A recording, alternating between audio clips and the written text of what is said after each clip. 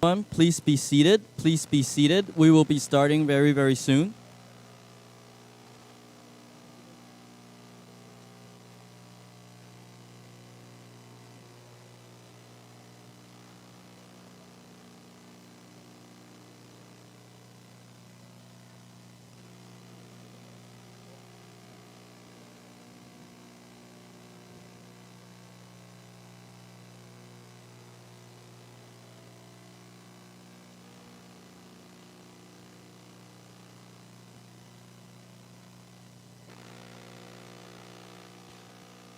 Good afternoon, everyone, both online and offline, to be able to join our event today.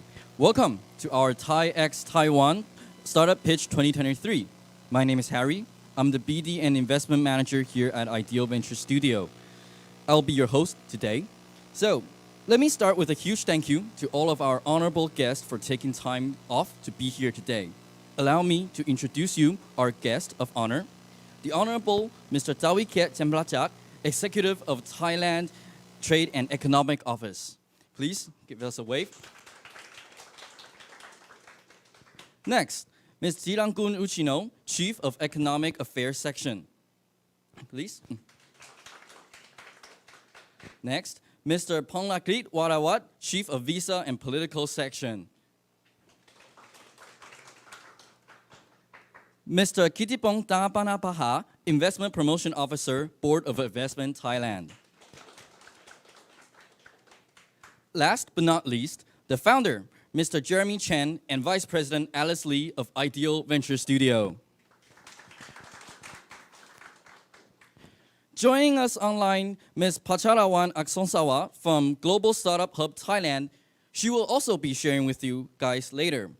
So, for this event, we have selected 3 teams each from both Taiwan and Thailand respectively, as well as 5 honorable mentors. Allow me to introduce our lovely Cami Liu, Director of Sansino Ventures.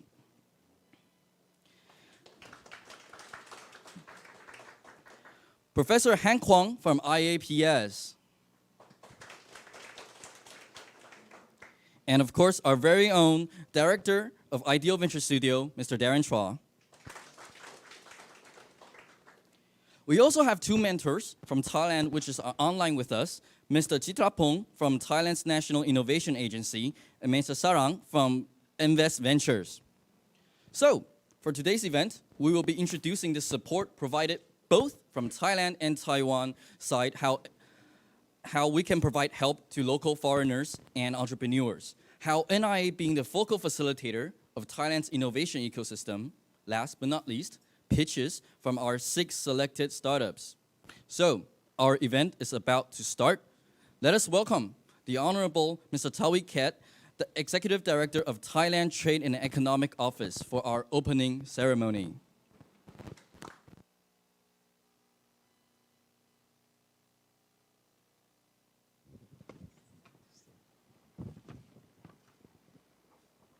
Sawadee krab. 新年快乐，大家好。Mr. Jeremy Chen, founder of Ideal Venture Studio, representative from Global Startup Hub Thailand, and BOI Taipei, ladies and gentlemen. It's my pleasure to join TAIX Taiwan Startup Pitch 2023 today. I have to thank Ideal Venture Studio, Thailand National Innovation Agency, Global Startup Hub Thailand, and BOI Taipei office that have been working closely together and could finally make this event happen. As we know, both Thailand and Taiwan have booming startup ecosystem. Thailand might be known to be strong in tourism, agriculture, medical care, and automobiles industry, while Taiwan is known for its high technology and manufacturing industry. Despite this trend, there are many areas where startup business from both Thailand and Taiwan can working together to exchange its expertise and create innovative business opportunities through startup or application together. Startup can accelerate economic growth and bring new products and service to market much quicker than during those previous days. I'm certain that not only this will be beneficial for the economy, the outcome from the cooperation between Thai and Taiwanese startup can also help upgrade the quality of life among the Thai and Taiwanese people. I understand that there will be 6 startup business selected from various industries in Thailand and Taiwan, from agriculture, cultural technology to wellness industry, to present their business idea to venture capital and the rest of us. I'm strongly convinced that today is a good start to establish a network among Thai and Taiwanese startups as a channel to get to know and learn from each other, to expand their business opportunity and becoming business partner. I'm fully behind and support this kind of opportunity for Thai and Taiwanese business. For today, not only there be pitching from startup, but also knowledge and resource sharing from BOI Taipei and Ideal Venture Studio to create better understanding on investment and incentive for startup in Thailand and Taiwan. I look forward to seeing the future successful and cooperation between startup in Thailand and Taiwan, and wish this event a very fruitful discussion. Thank you and Happy New Year. 谢谢. Thank you, Mr. Taiwan Kiat. Please take a seat. Now, let us welcome founder of Ideal Venture Studio, Mr. Jeremy Chen.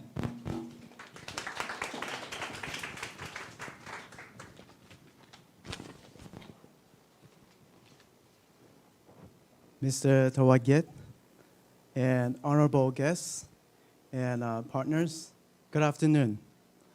My name is Jeremy Chen. I'm the founder of Ideal Venture Studio and Space. Just about 2 years ago, this space is just an empty office. But I always had the vision to create a place that's going to be combining a co-working space, incubation center, and venture capitals. Luckily, I was given the opportunity to meet my great teams, including Alice, Darren, Harry, and so many others in this room. And with their talents and hard work, together, we're able to turn vision into reality. So now, Ideal Venture Studio and Space has grown to become a robust community with many talented founders, energetic teams, and members.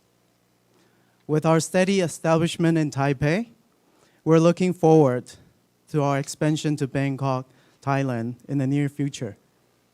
We hope to become a valuable asset to the startup community and be able to continue to contribute and help others to turn their vision into reality. It's an honor to co-host the event today. And we hope that this is just the beginning of many collaboration between the Ideal Space and Thailand startups to come. Thank you everyone that participated and made this event possible. We're excited to hear from the 6 selected teams that from both sides. And good luck with the pitches. Thank you very much. Thank you, Jeremy. It was very inspiring. Please stay on stage. Thank you. Now, I would like to invite our honorable guests. Please come up stage and let's take a group photo.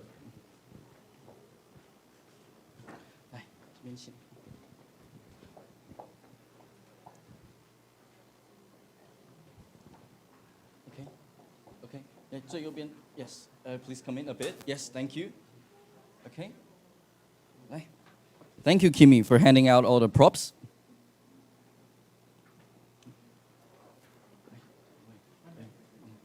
Okay, okay. Thank you, Mr. Professor. IT Venture Studio.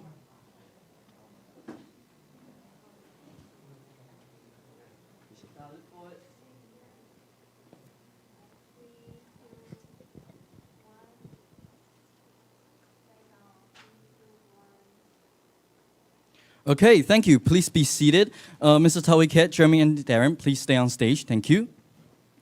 Okay. Now, I would like to invite our honorable judges and mentors. Please come on stage for another photo.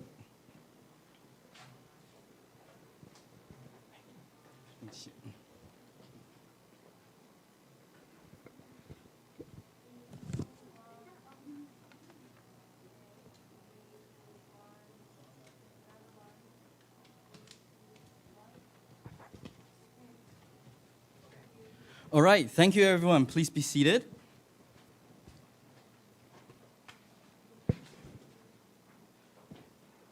So, let us begin. This event is all about cross-country communication. The Ideal Venture Studio, BOI, NIA Thailand, and Global Startup Hub Thailand all provide huge support for local startup ecosystem. It is our pleasure to share with you all what kind of help we can provide to foreign entrepreneurs locally. First up, let us welcome the director of Ideal Venture Studio, Darren Shaw, to share with us.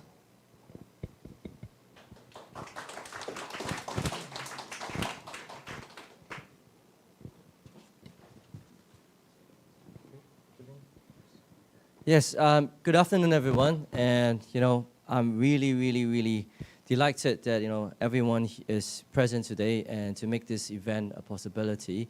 I think I do have a slide, right? Yeah. Okay, because I don't see my slide. Okay. So today I'd like to thank our guest of honor, Mr. Tawiket, for gracing our event, and also all the teams from the Thailand side to make this possible. And today, we are really excited to also invite all our partners, of Ideal to be here. So really thankful for all this support. So today, let me first also extend, a lot of help, a lot of, my gratitude to the mentors on both sides, right, in Thailand and also in Taiwan. So on the Taiwan side, we're Professor Hang, someone I respect deeply, and also a close partner of Ideal, and also Kemi, who I've just recently known, and she also represents, a very good organization, the VC, and also a startup platform, right? So now let me start off, to introduce a little bit more about Ideal, for our friends, in Thailand right now who's watching this video, right? So for us, I heard, you have heard, right, our founder, Jeremy, he mentioned, we turn visions and ideas into reality. And this is something that, we really hope to achieve, right, through venture building and Southeast Asia market expansion. And, in Ideal, in Taiwan, we do provide like workspace solutions. And, something that we strive really hard to do, is to do right, is investment and fundraising. So for us, very simply, we build long-lasting ventures, and that's our aspiration. And I'm sure that's something that, is on everyone's mind, when we start a company, right? So for Ideal, what we do, we engage, we scale, and we help fund companies with disruptive ideas, combining our experiences, our capital, our resources, and along with talented founders, right? Like many of the founders that's going to present today, right? Working hand in hand, with these founders, we want to build great companies. So at Ideal, what we usually do on a day-to-day basis is that, we work really hard, 4 forms of collaboration. So we like to collaborate with teams and founders, to formulate disruptive and successful models, right, that combines profit and in return, we like a vested interest in these companies. And, we emphasize a lot about creating immense value, through proprietary technologies, IPs, defensibilities surrounding your company, and hopefully in time, achieving a unicorn status in every market industry that you're in. And through Ideal, we hope, with our resources, network, connections, we want you to help build authentic, long-lasting, relationships. And, by tapping into a multidisciplinary roster of business networks, mentors across different markets. And last but not least, and most importantly for many of these young companies is that, funding opportunities are present, through the Ideal ecosystem, right?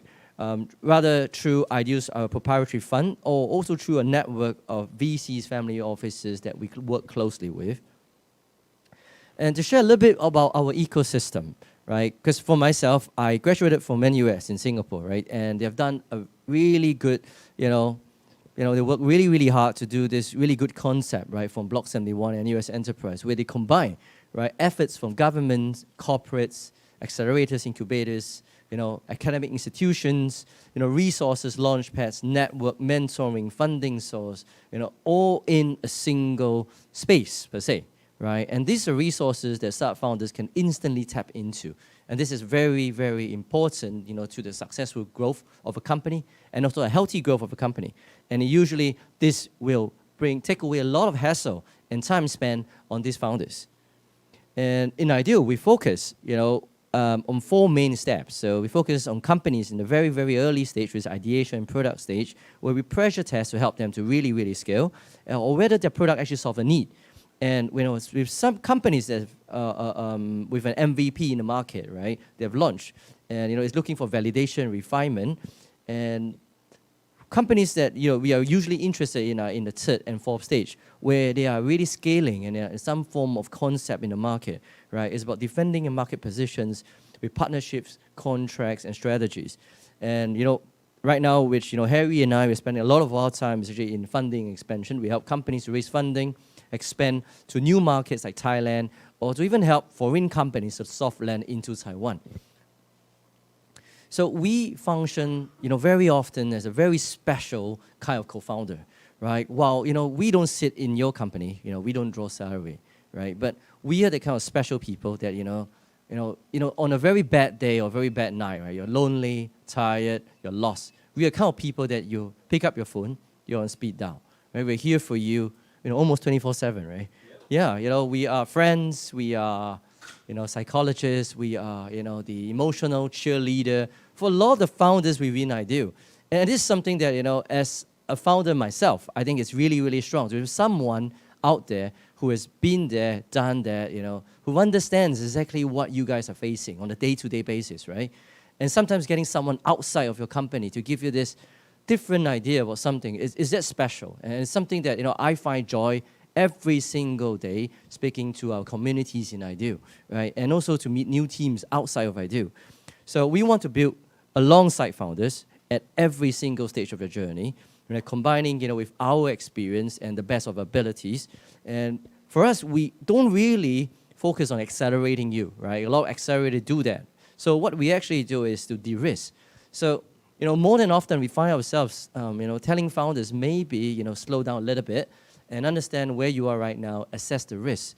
And we like to share our failures as well, like, certain things that I did in, my first startup that I knew that, this isn't right, right? And it's some things like that, that, through our experiences, our resources, our playbooks, this stuff are authentic, are true, and very often, it helps increase the probability of success, the pace and magnitude of success. And with the resources of Ideal and all our partners here today, right, we enable the founders or anyone who wants to be in part of the Ideal community to focus simply on company building, right? Focus on the stuff that actually matters. And we want to take away all this, hassle of, running a company away from you and focus on things that matters. So I will go into a lot of services that we provide. And I'm really very honored, right, that there's a lot of partners today, right? We have our legal partner from David. We have our accounting partner from Robert. We have our IP partner from, from here. And we have a lot of different partners from universities, from the banks, right? And this, we take away all the hassle, right, of actually running a day-to-day company. Because I was a startup founder, I spent about 60% of my time actually just running to the bank, making sense of things. And for us, we value our partners a lot. Again, most of these partners do have a very professional and also a very personal relationship with me. And this is through many years of interactions, many, many different cases that we are very confident that we are aligned on a lot of principles. And this is where we are committed together to build great companies. And these partners, they're here to share your journey, to teach you, to guide you, along the way. And stay tuned. This way we have a lot more events coming up in Ideal. So we can essentially help your company grow really, really quickly with all the resources and providing the best-in-class services. And I'd like to touch a little bit more for our guests today online in Thailand, like why come to Taiwan, right?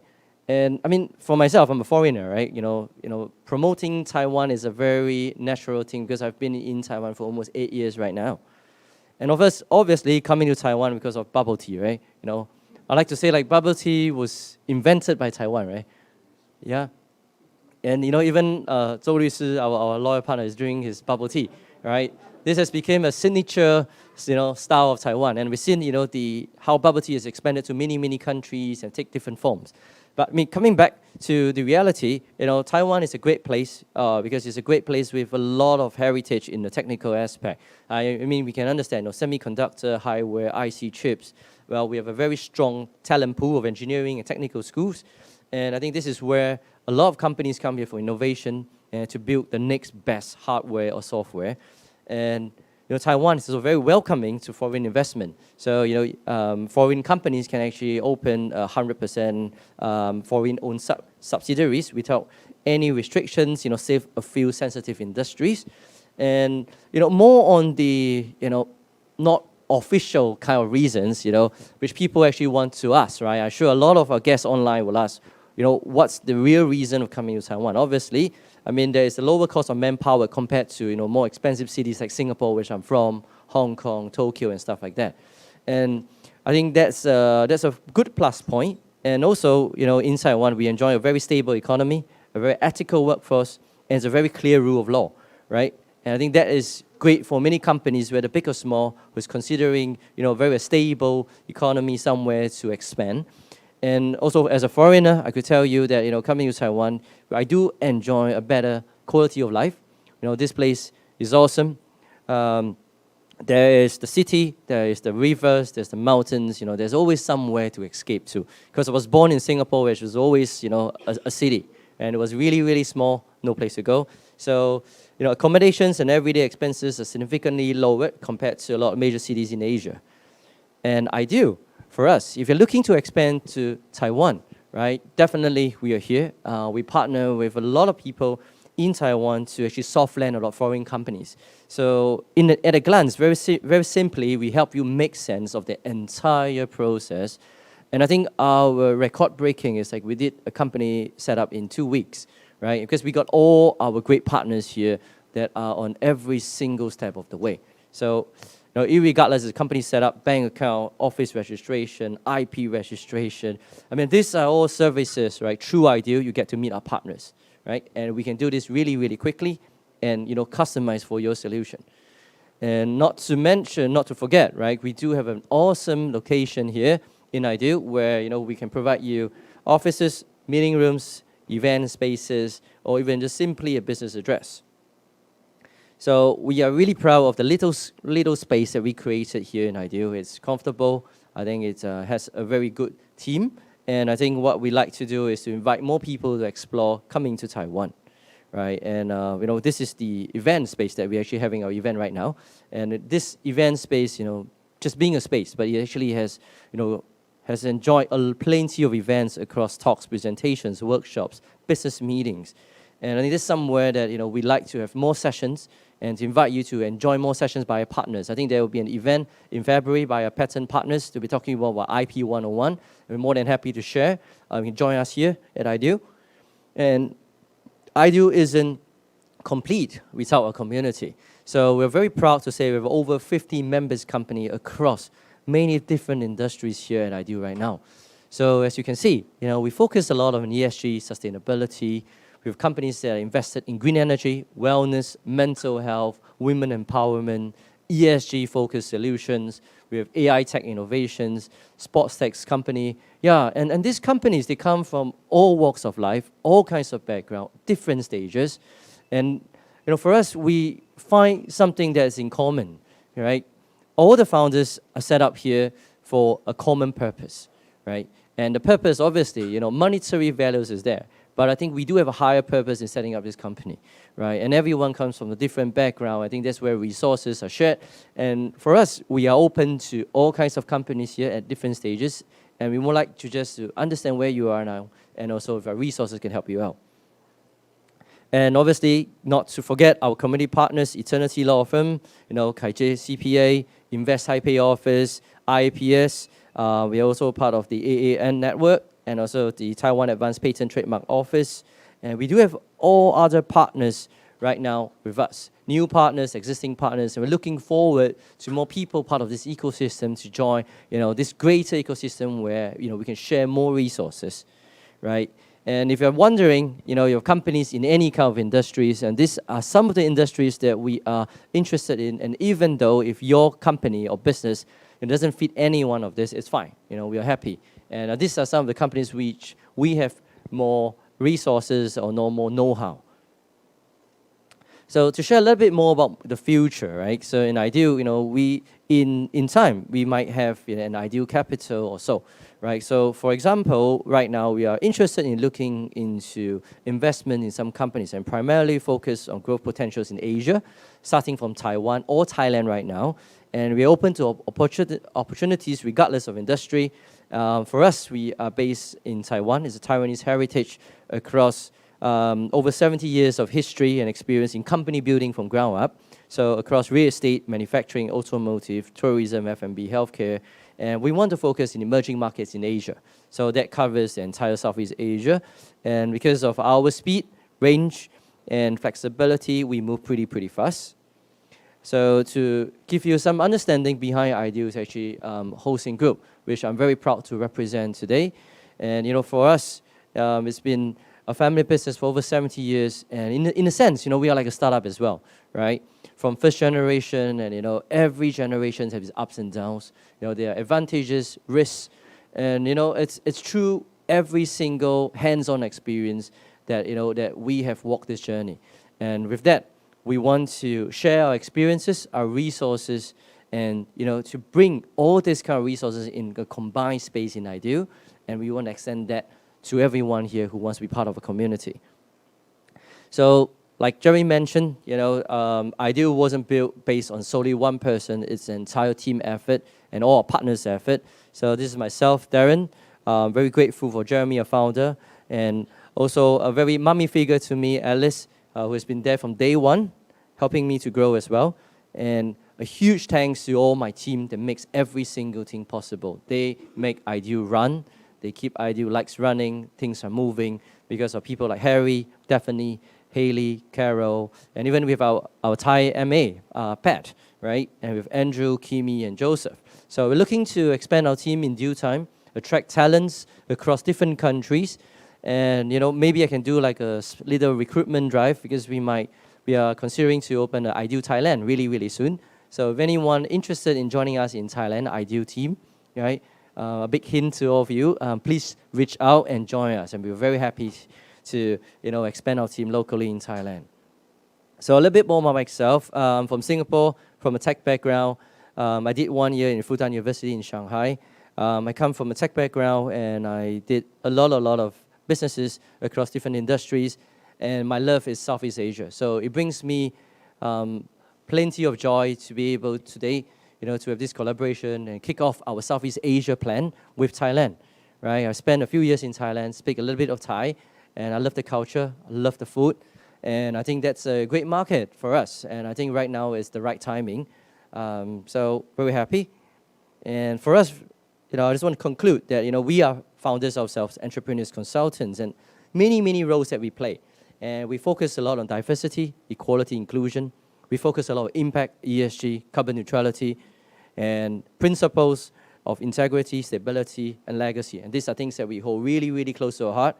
And we like to invite people with the similar principles, to reach out to us as well. And, well, as I already mentioned, we are looking to expand into Thailand. And the plan will kick off really soon after the Chinese Lunar New Year. And we're very happy if there's anyone who wants to reach out to us. Yep, and I think Thailand will be a great market for us, and with the great partners today from the Thai side. And we look forward to new plans and bringing whatever that we have achieved in Taiwan locally into Thailand, and to help the local Thai startups to go regional, go global. So if we're looking for investment, fundraising, Southeast Asia, preparation, expansion, Taiwan market soft lending, taxation, structure, compliance, ESG, or even simply just workspace solutions, reach out to us. And you can be part of a studio regardless of your background, industry, stage. So very open, reach out anytime. We love to speak. And, thank you very much for being here, spending time this lovely afternoon with us. And, well, reach out to us. I'll hand the time back to Harry. Thank you, Darren, for the very detailed and sincere introduction. Good luck on the mentorship session later today. All right, so Board Investment Thailand, they do provide a huge help in facilitating investment into both Thailand and Thai overseas investment. To find out more, let us welcome Mr. Kittipong, Investment Promotion Officer of BOI. 谢谢。Mr.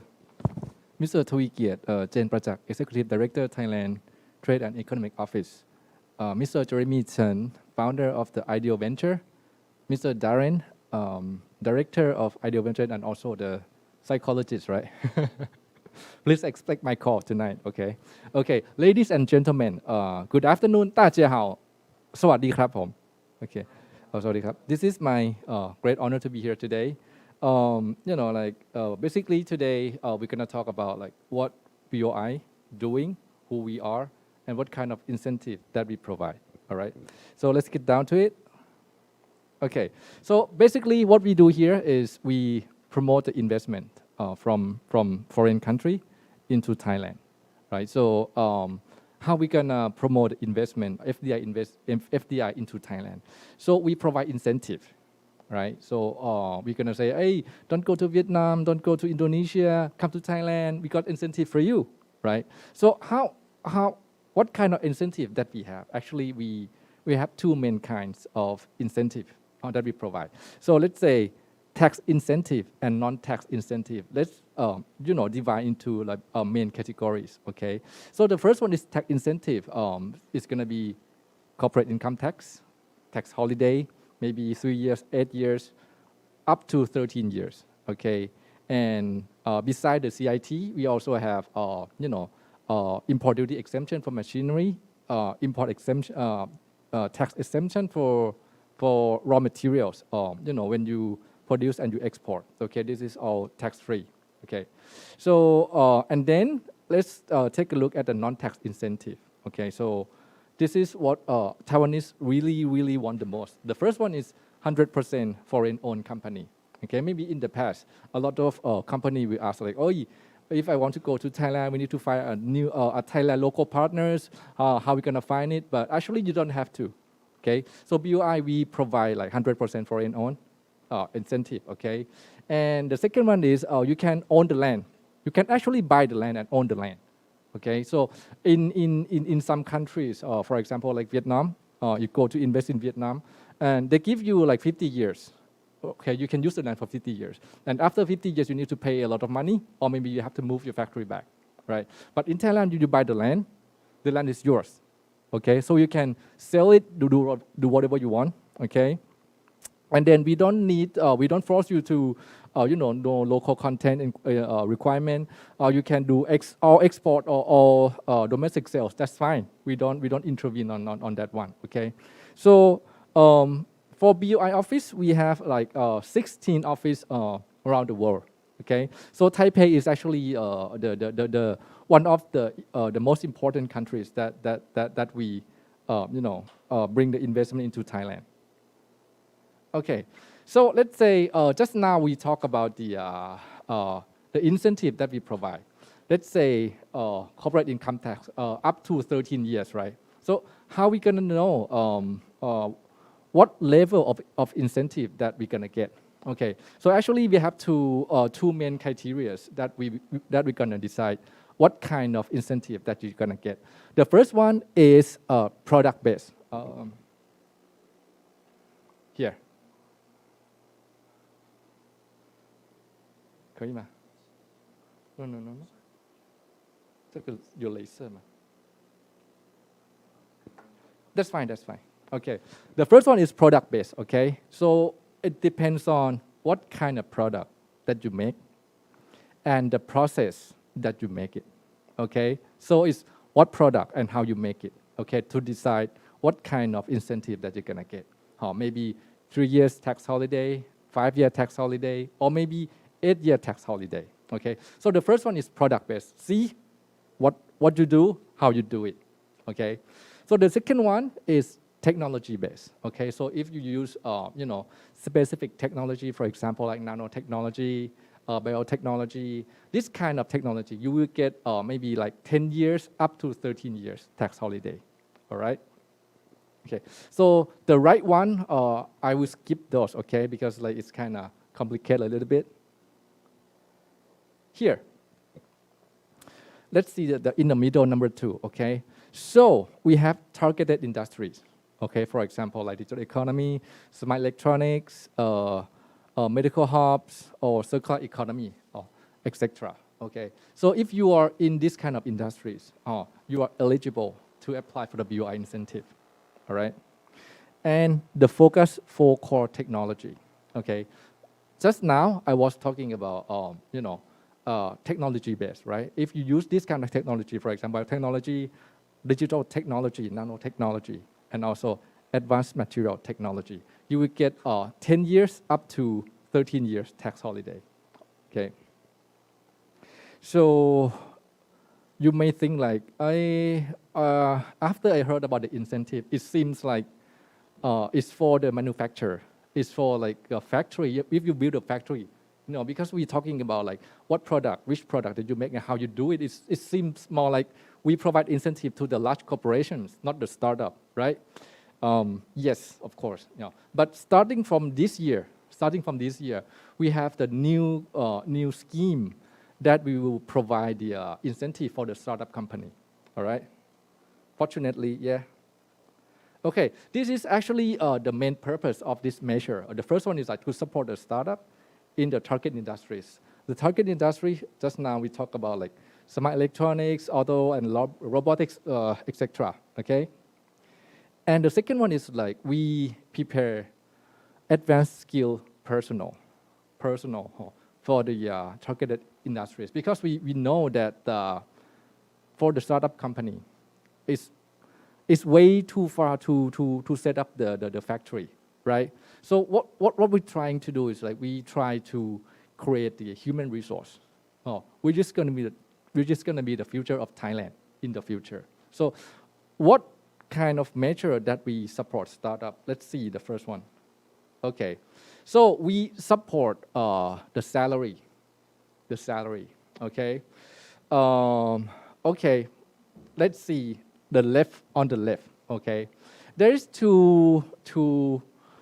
are some conditions that you are eligible for this kind of incentive. The first one, your industries need to be our targeted industries.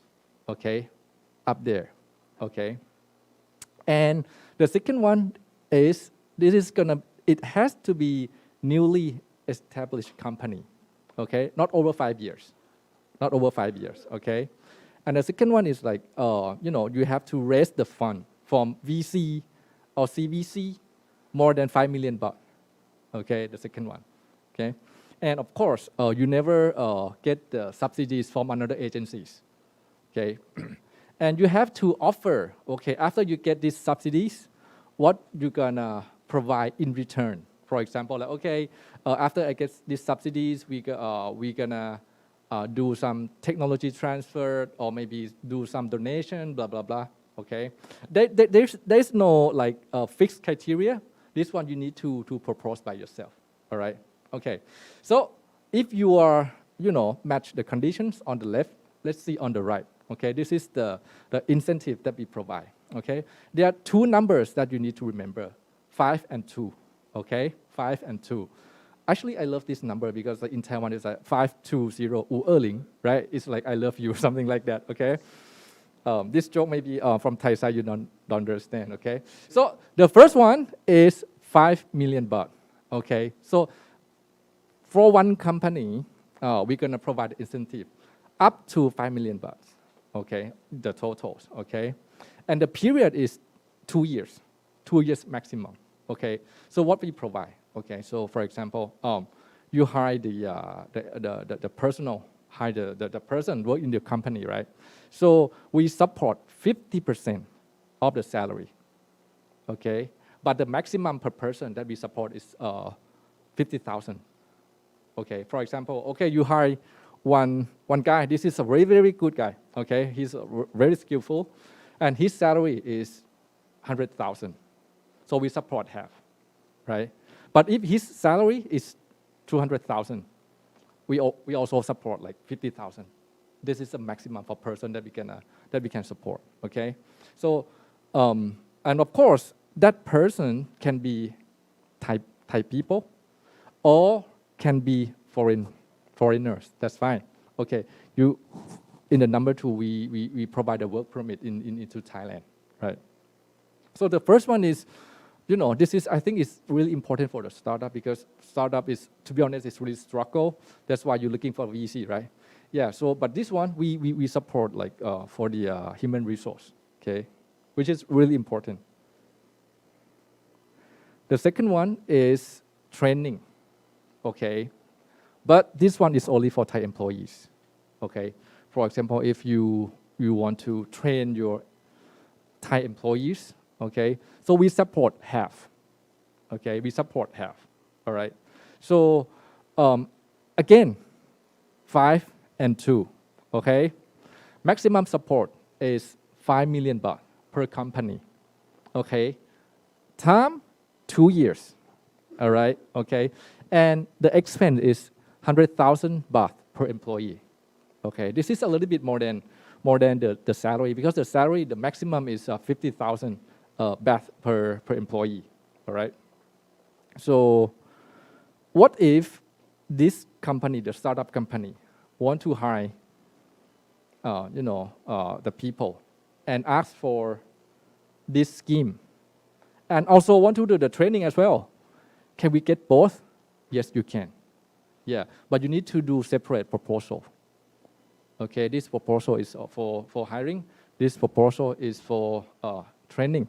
Okay, and of course, it needs to be in the targeted industries on the right-hand side.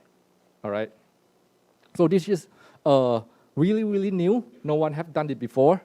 If you want to try to send the proposal, you might be the first one. Okay.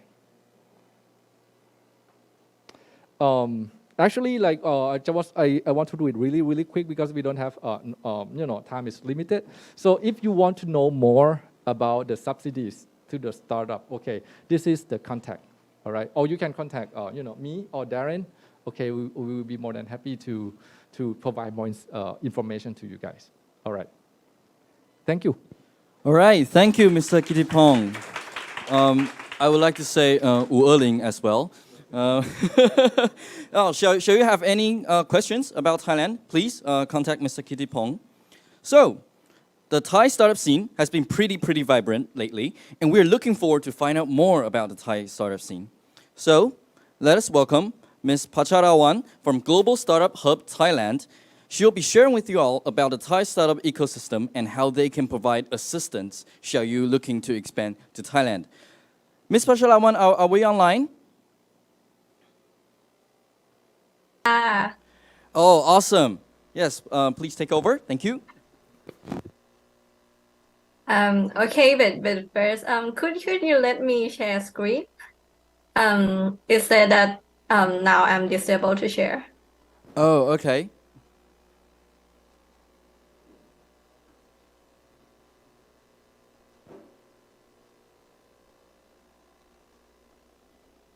Please hold on a bit. We're taking care of it right now. Okay, yes. Okay, yes, we're good now. Okay, ค่ะ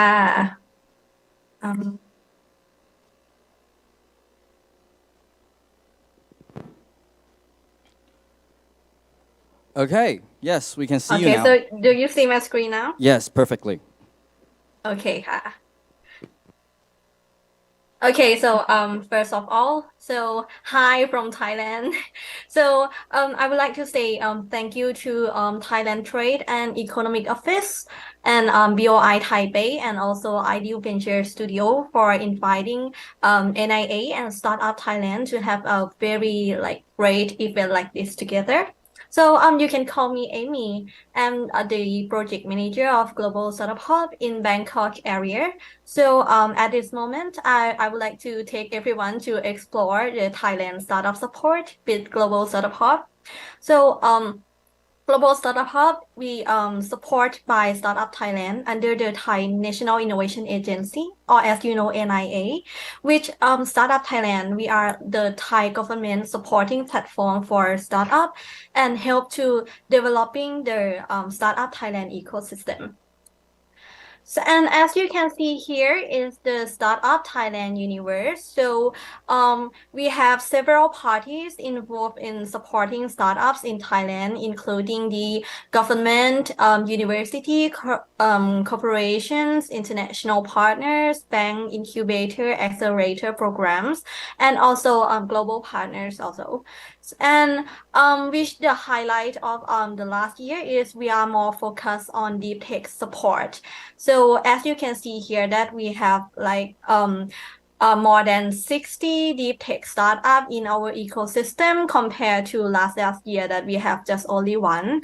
And we have increased the foreign startup in the ecosystem every year. So it can be said that Bangkok is still a city that can attract foreigners to set up business with the world's second largest digital nomad. And Thailand, the university in Thailand, we are actively developing incubation program and investing in startup in Thailand continue increase. Yes. And after the COVID-19 situation, Thailand, we are ready to move forward to attract more investor and startup again. So Thailand is a remarkable nation in many aspects, including the ease of doing business and low cost of living. Also, office space in prime locations in Bangkok is inexpensive compared to other major cities. And moreover, Thailand's economy is the second biggest in ASEAN and located in the center of ASEAN also. And Thailand, the agricultural, we are among the top 3 ASEAN exporter and one of the world's largest food product exporter and agricultural products. So we have some of the largest leading food companies in the region, such as Thai Beef, Thai Union, and Midpon Group. And according to the Global Innovation Index, or GII, ranking for 2020 and 2021, the private sector in Thailand is ranked number 1 for investment in research and development for 2 years. And in addition, the government provide ongoing support for startup ecosystem, and NIA is also ready to like assist startup from all over the world by establishing the community called Global Startup Hub. So for Global Startup Hub, we are the like project that assist and promote both Thai and international startup in establishing and expanding their business in Thailand. And also we try to help startup to expand into international markets through the collaboration between the local private sectors and also global partners. And currently we work on 4 key activities and service. So first is the Angel Investor Hub. It was found on the idea that nowadays most investors they prefer to invest in Series A and above, but are still lacking in the early stage. So to assist startup in obtaining capital funds and building a network of new investors, NIA, we run the Angel Investor Hub project to strengthen the investor network, develop investment skill, which we have the Angel Investor course called QBack Plus. And we like try to connect angel investor with the startup in our community. And since the COVID-19 situation, we have created the Startup Thailand Marketplace project to raise brand awareness and encourage access of startup products and service to customer in both B2B and B2C in the Startup Thailand platform on Facebook and YouTube. And for now, we have like more than 200 startup companies that have joined the Startup Thailand Marketplace project. And in addition, the consultation clinics, we like aims to develop the potential of both Thai and foreign startup to seek advice on doing business in Thailand. So they require knowledge on guidance from someone with specific expertise. So we offer in-depth consulting by expert in each field and can like to solve startup problem at both the early stage and growth stage. And we have like organized the event networking in each area in Thailand, which is Bangkok, Chiang Mai, and EEC. So we like invite the experts as well as the public and private agencies in the area who are involved in developing startup ecosystem.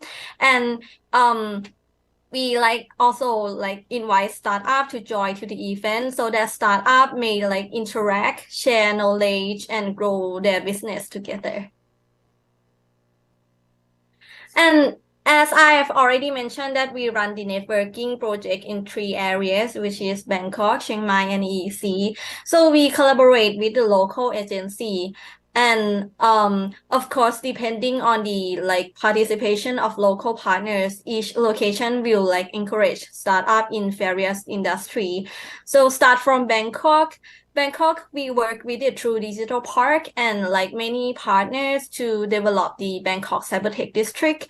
And we also have partnership with YMID, which is the YOT Medical Innovation District, which offer the tech incentives to person who start business in the areas. And also we have the ARI Innovation District, which promotes innovation in AI, robotic, and immersive technology.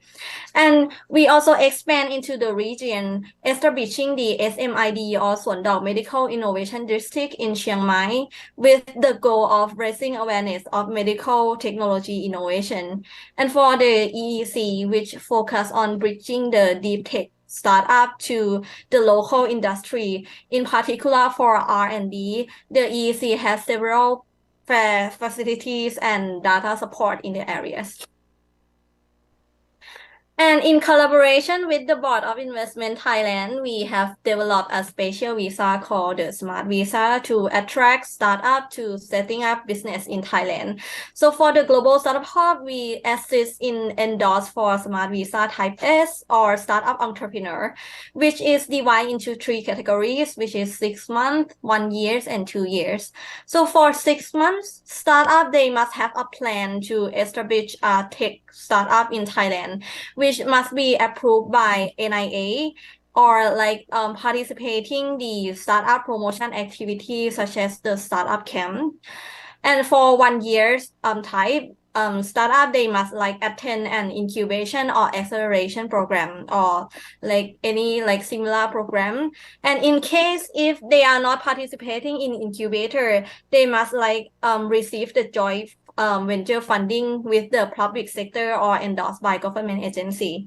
And for 2 years, startup, they need to establish a startup company in Thailand and holding no less than like 25% of the company registered capital or a position of a director.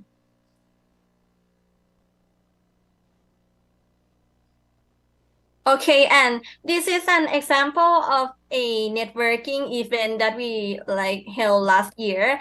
As you can see that not only like Thai startup can join, but also foreigner startup can participate in the event too. And we also have like showcase and demo events that help startup to get visibility. And last year we created an event called Startup Day in each area, Bangkok, Chiang Mai, EEC, which is the large event for startup to have a pitching competition and set up a booth to promote their product and service.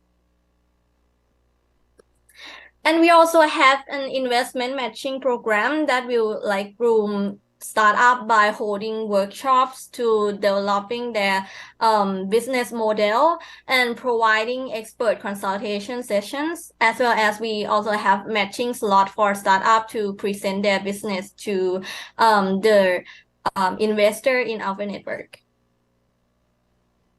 And for the consultation clinic, which will like take everyone to individual sessions to consult with experts, we offer at no cost. So the topics of last year is the legal, intellectual property, market access, market strategy, or meet with the investor or VC. And this service will be like whole online, so startup who are out of country can also join too. And as I mentioned that we want to like provide opportunities for startup to expand their markets internationally. So we have collaborated with several global partners.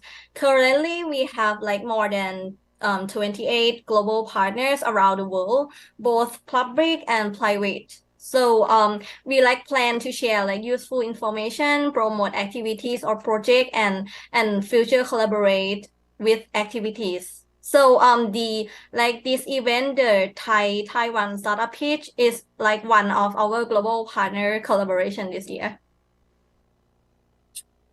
And NIA, we also have like a very, very big event called SITE, or Startup Innovation Thailand Expo, organized by Startup Thailand, which is the Thailand largest innovation expo.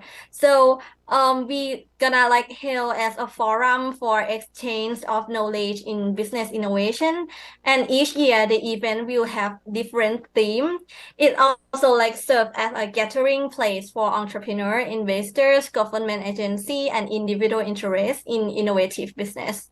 So the event includes a full day of forums with innovative business knowledge on a variety of topics related to the event team. And we gonna have like a space for opportunity for like innovative entrepreneurs, such as the virtual marketplace, business consulting, business matching, as well as a show along with the innovation awards. And this year will be the event will be held on site in Thailand from 22nd to 24th June. So I would be like grateful if you could join us. And aside from the event, we have an incubation and acceleration program supported by NIA that foreign startup can participate in. And now currently we operate in True Men's program, which is Space F for food tech startup in collaboration with the large leading food companies such as Thai Babe, Thai Union. And another one is the AgGrowth program, which is the program to develop the potential of agri-tech startup. So okay, so to not miss any upcoming event from Global Startup Hub, we welcome everyone to subscribe our Facebook page, Global Startup Thailand, or join our group line, Keeping Up with Global Hub, and like we also have a database that collect information about startup, investor, and supporters in both public and private sectors in order to create a large database platform called Startup Thailand Ecosystem website. So to become a part of our community and receive support from many Startup Thailand programs, including the Startup Thailand Marketplace, Consultation Clinic, and many others. So please register on the startupthailand.org website to be our member. Okay, so this is overall startup support from Global Startup Hub. So if any startup interest in expand business in Thailand, so please don't forget Global Startup Hub. We like open the door to opportunities in Thailand. Thank you. Now, Emmy here has been a huge support for this event. She's been handling with all the executions on the Thailand side.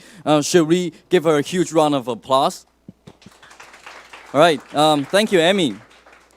And now with a better understanding of the Thai startup ecosystem, I would like to introduce Mr. Chitrapong, innovation developer from National Innovation Agency Thailand. He'll be sharing with us about NIA and how NIA can be the focal facilitator of Thailand's innovation ecosystem.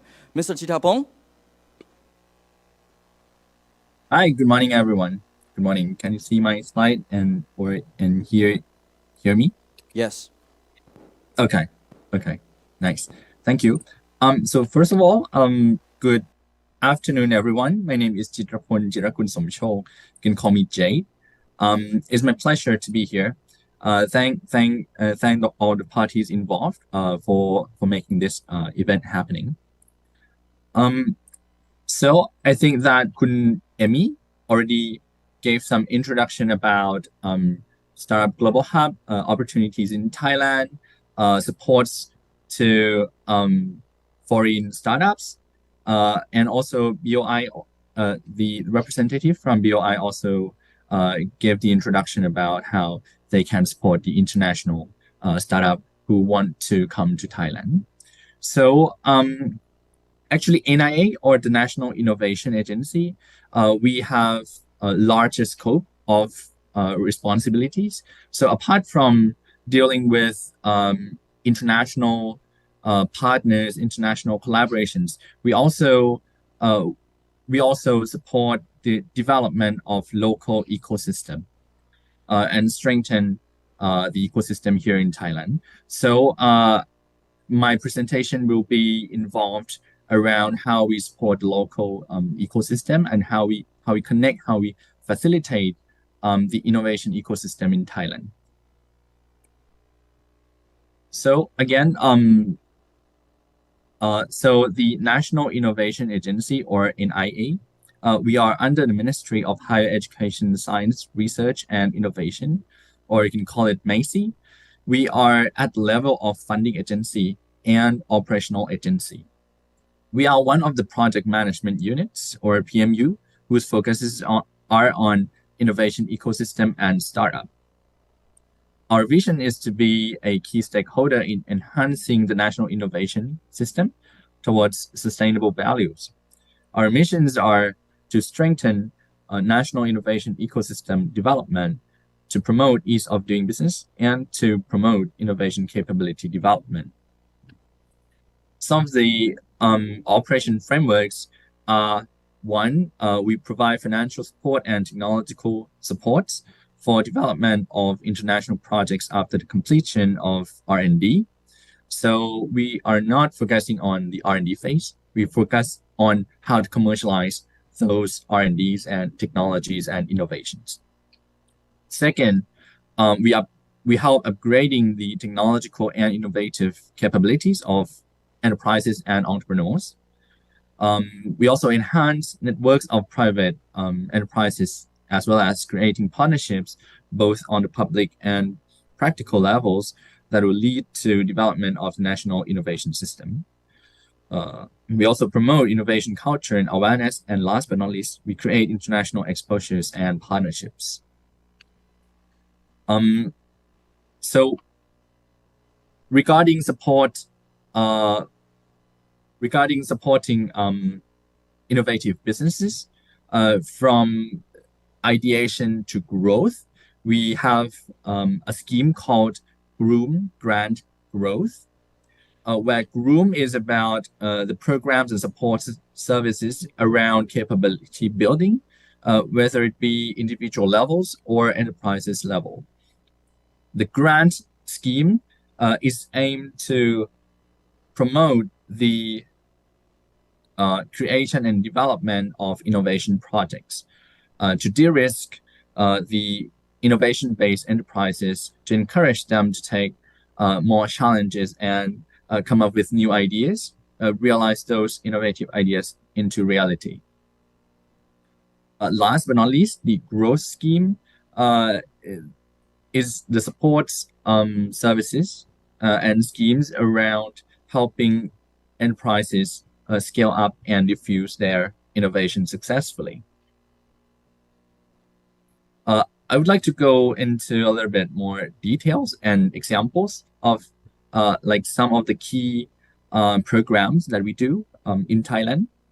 For the Groom one, in order to create new entrepreneurs, budding entrepreneurs into the ecosystem, we have collaborated with more than 40 universities in Thailand to host a initiative called Entrepreneurial University, where we host national level university student pitching tournament every year. And this will help generate new ideas, help attract more talents, and to be entrepreneurs into the ecosystem. Every year we have more than 1,000 applicants applying to the tournament. So after they finish the tournament, if some of them would like to take a more serious step toward building a successful startup or company, we also have follow-on supports along the way, especially access to funding. So especially early stage startups, there are a lot of risk, there are a lot of uncertainty. So the government has stepped in to provide necessary grants for these startups. So we have what we call ideation incentive program, where we provide around 3,000 US dollars free money to those startups in idea stage to help them developing mock-ups and test their business plan. After that, if they see some potential in their ideas and mock-ups and they want to create the real MVP, we also have follow-on funding, which is called POC funding scheme. This is a kind of matching fund where we provide up to 90% of the total project, and the startup needs to provide another 10%, so that they have skin in the game, and we make sure that they have enough commitment to really use that money smartly.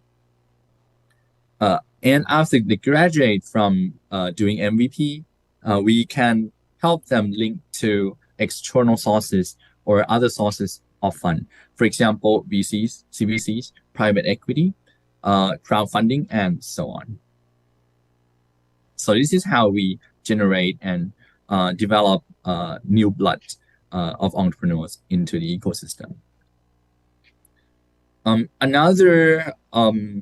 Another scheme that we provide to develop the innovation capability of individuals and firms is that we also provide training courses, upskills, reskills for a lot of types of entrepreneurs, ranging from youth group, entrepreneur group, enterprise group, and executives group.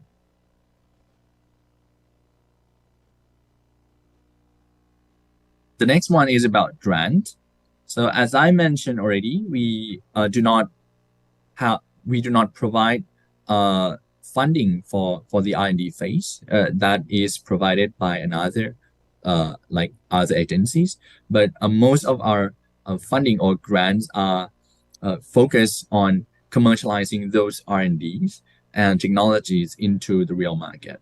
So you can see that now we have at least 4 schemes: the YSF, the Thematic Innovation Grant, Open Innovation Grant, and Zero Interest Loan, which is dedicated to different kinds of stages.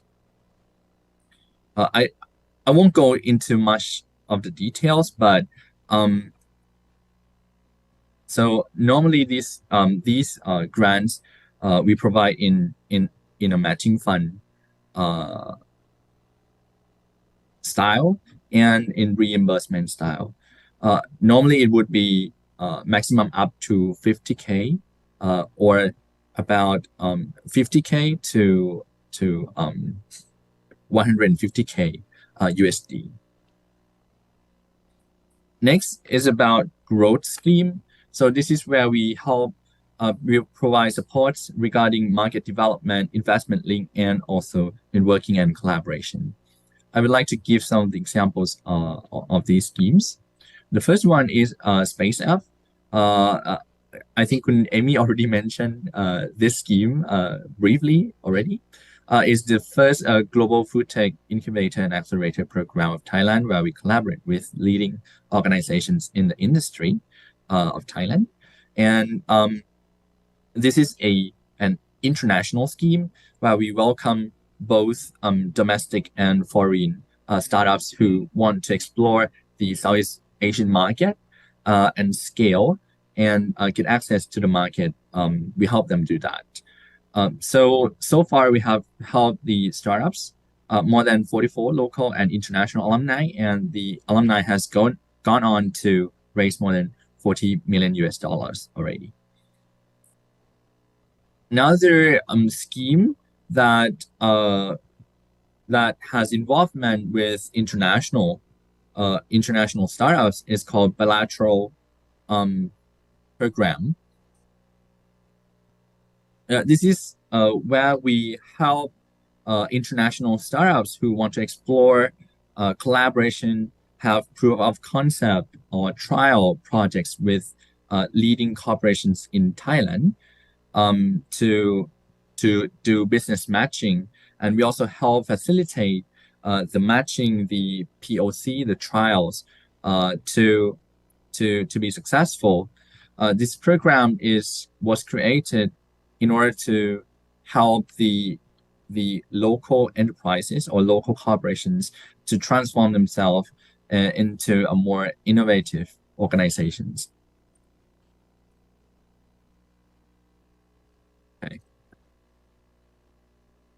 Okay, this is another. So I will be brief. It will end very quickly. Another one is growth program. So this is the program that we try to groom startups, especially in growth stage, and help them to get access to their next round. We also have publicity supporting schemes. Kun Amy already mentioned about Startup Thailand Innovation Thailand Expo in June. Please come and explore the market here during the event. Is totally free. We also do online and offline communications about innovation in Thailand. If you are interested in, please feel free to visit our NIA catalog or social media channels. We also promote the access to infrastructure because Thailand has a lot of great infrastructure distributed across the country. So we created the scheme called Area-Based Innovation District, where we integrate and make those infrastructures and service providers in every region more accessible to those who are in need. We also collaborate with local partners to provide a special discount when you want to get access to those infrastructures. So we have more. Amy might already mention this, but we have MOUs with our counterparts in more than 30 countries, and we try to engage with them and help and help each other's startups and SMEs to explore market opportunity in counterpart country. This is the NIA in a nutshell. Please feel free to follow us on every channels that you are comfortable with. Thank you. Apong. Allow me to remind all of you, we have restrooms, toilets, right next to our elevators. We have prepared tea, coffee, and Paul for all of you to enjoy. Aside from that, for those of you who has been here before for our community event, we do provide a Taiwanese beer, a Taiwan beer. But for today, we provide Singha beer. Thank you, TTEO, for supporting the original Thai beer all the way from Bangkok. Yes, this is a cross-country event, so definitely we need to prepare this kind of beer. All right, just leave it there so I can enjoy it later. All right, jokes aside. Now, for the main event today, let us welcome our first startup from Thailand to share with us about their company. Gaorai is an agri-tech platform connecting farmers to freelance agri-drones pilots. Let us welcome the CEO and co-founder of Gaorai, Matas.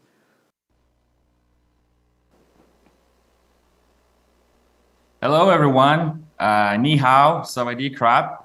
Ni hao. Happy to be here, and can you hear me?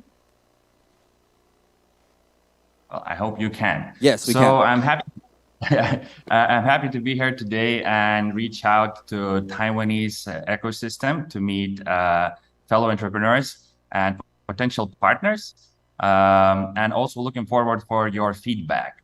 So my name is Matas, and I'm the CEO and co-founder of Gaorai, and Gaorai is empowering precision farming in Southeast Asia.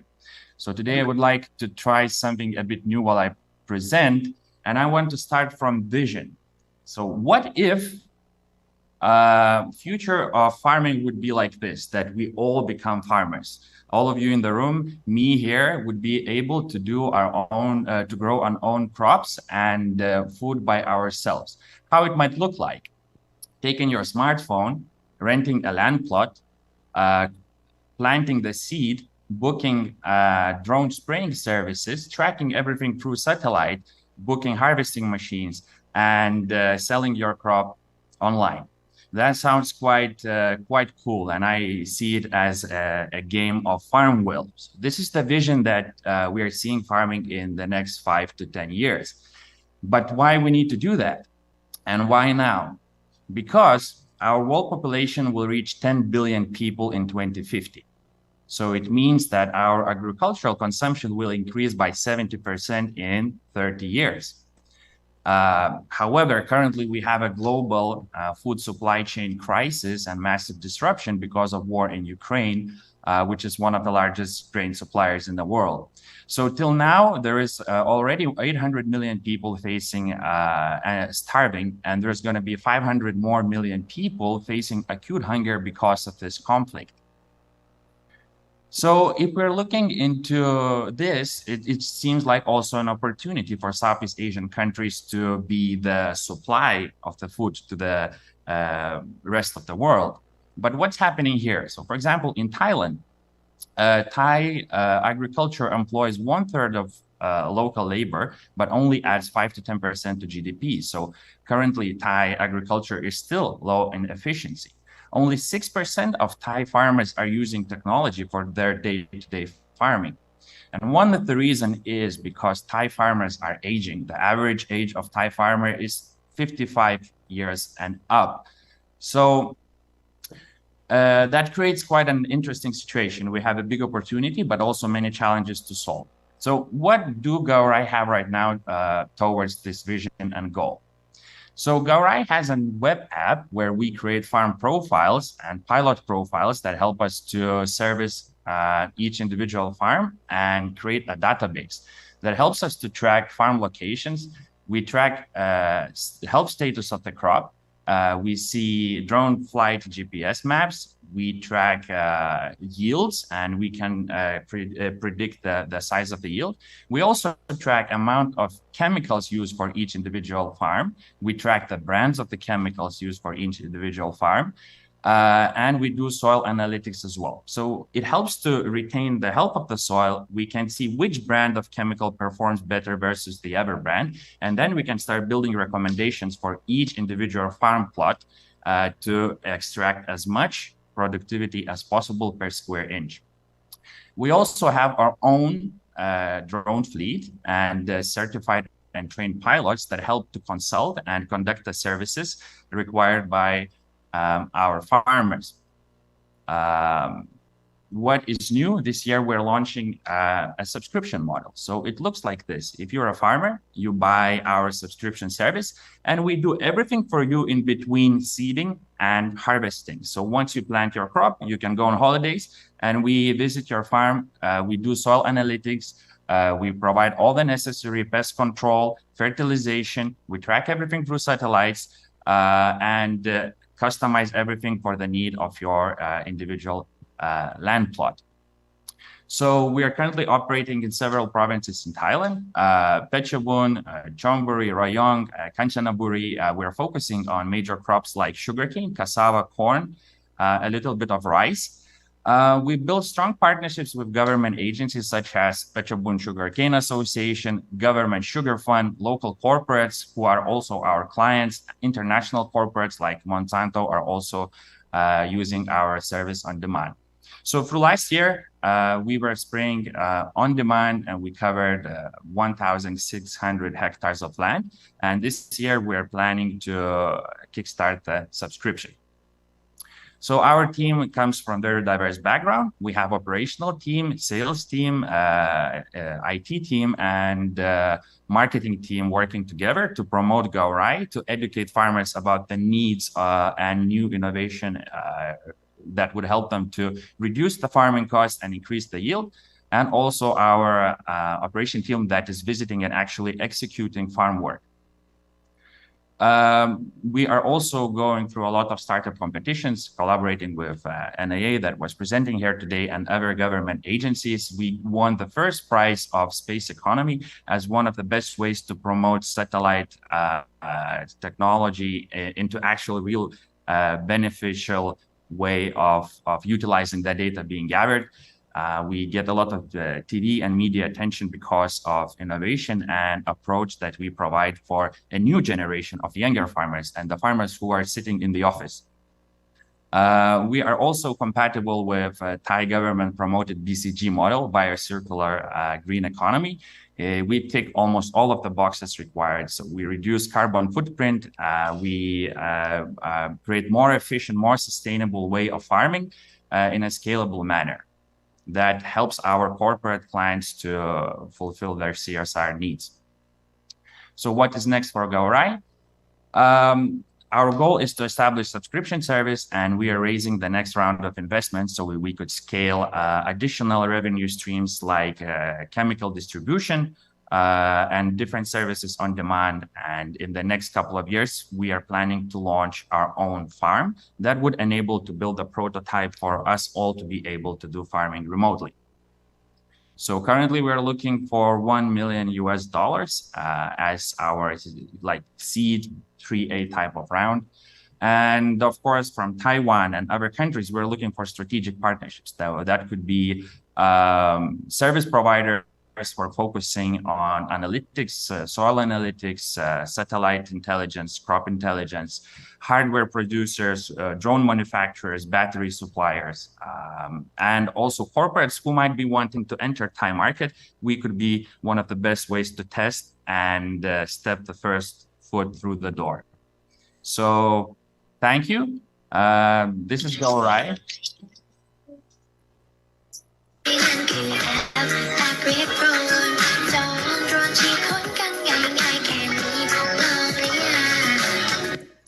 Yeah, so that's a quick intro to our team and services.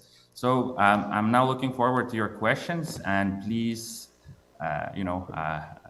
ask whatever you would like. All right, thank you, Matas. That was a pretty cute short film at the end. I love it.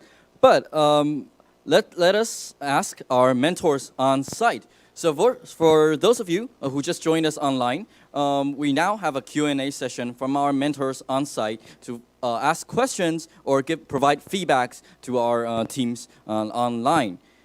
Shall we start? Maybe Matas, are you still with us? Yes. Okay. I am here. Please turn off your share screen, but do keep the slide in case we have any questions regarding your slides. So shall we start? Maybe Miss Kemi.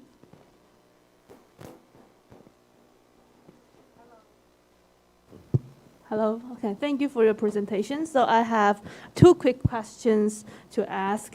The first one is, how do you gain subscribers for now? Do you go to local to talk to all the farmers, or do you do any online marketing, like marketing campaign to gain the subscribers? The second one is, could you please share more about your short-term business goal with us so we can understand what you are going to do with the fund when you get in later this year? Thank you. All right, sure. So marketing-wise, so we do both activities, but we've noticed that online marketing is actually not related to sales. It's more like brand awareness and reaching out to our corporate partners, as farmers don't tend to make decision to buy on social media ads. So we do go to the farm areas. We collaborate with local associations and organizations, and we organize demonstrations, how the drone works. We do create educational content there, and we work directly to the farmers. So it requires a lot of work with local government institutions and corporate partners who helps us to recruit the farmers in their network in exchange of reports that we provide about the farming kind of hybrid marketing on the ground and online. And the second question, so our next target, as I've mentioned, we're introducing subscription model. We want to test it with sugarcane crop through 1 year's yield. And our goal now is to get 10,000 rai of subscription to fully fulfill the first year of doing subscription farming for sugarcane farmers. So our target is 10,000 rai. And we're looking for crediting options as well, because one of the concern for farmer is prepayment of the service is complicated. So currently we're talking to partners to potentially either subsidize or credit the farmer's service till they're able to sell the crop to sugarcane factory and then pay back the service. So for that, we work with government agencies. So Government Sugar Fund, we're preparing project for year 2024. To be able to subsidize this type of activity.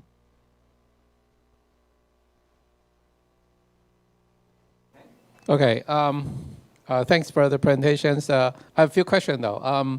First is the, because of the Thailand soil is quite rich, right? So usually I'm not so sure they 100% care about the precision farming. But that's kind of bring to my second question that, do you have any data that your service actually can improve the productivity or any true benefit, you can actually reference. And the third will be who actually pay for your service? Is the farmer actually pay, or the government actually subsidize the cost? Because of usually they have to see the effect, right? So what's the status now? Is that government actually pay for it?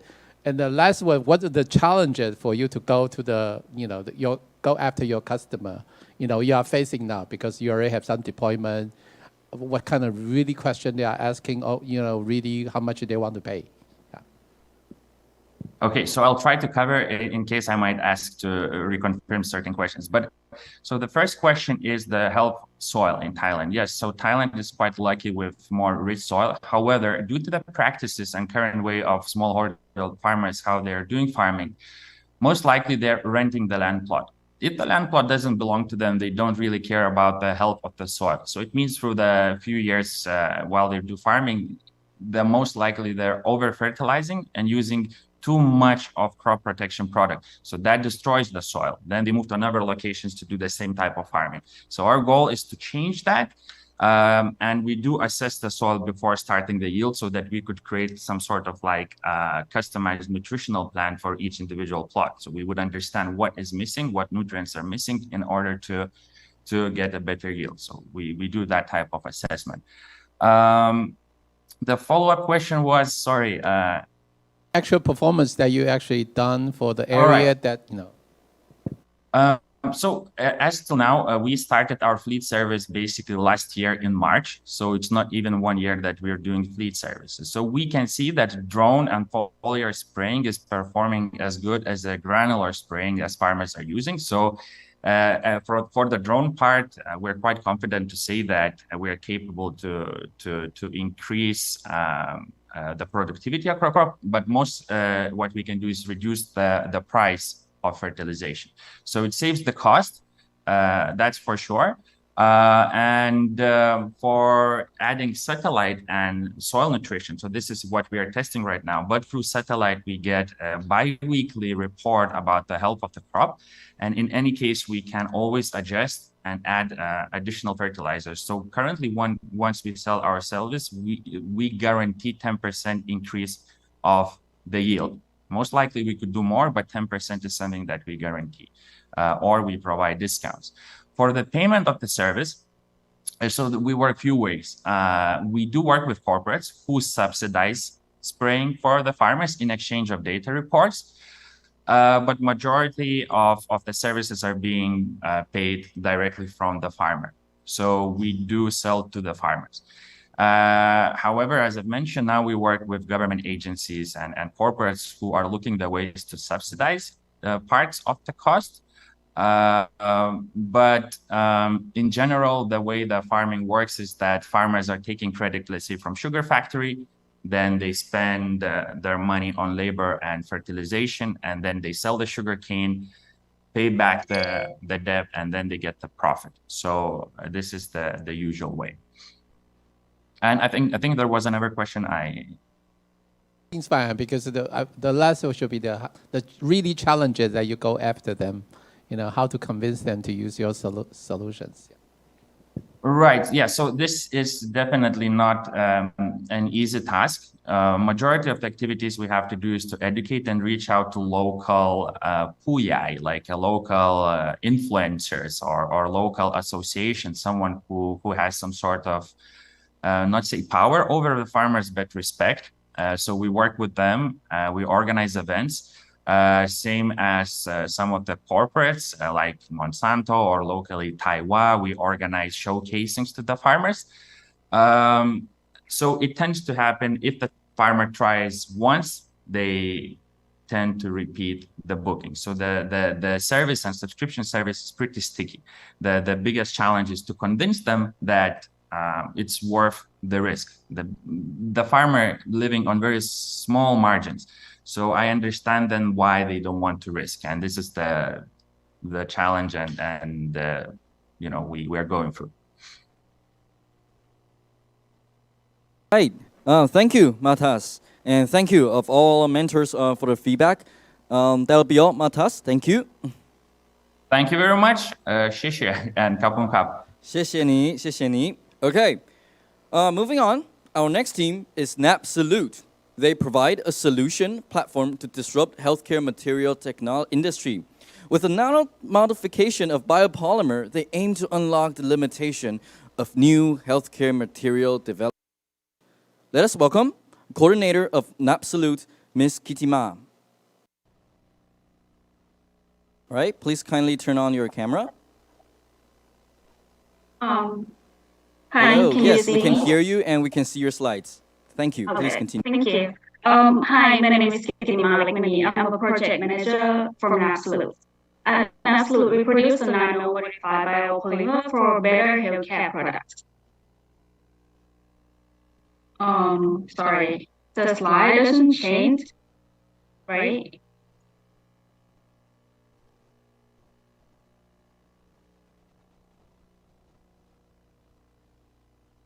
Okay.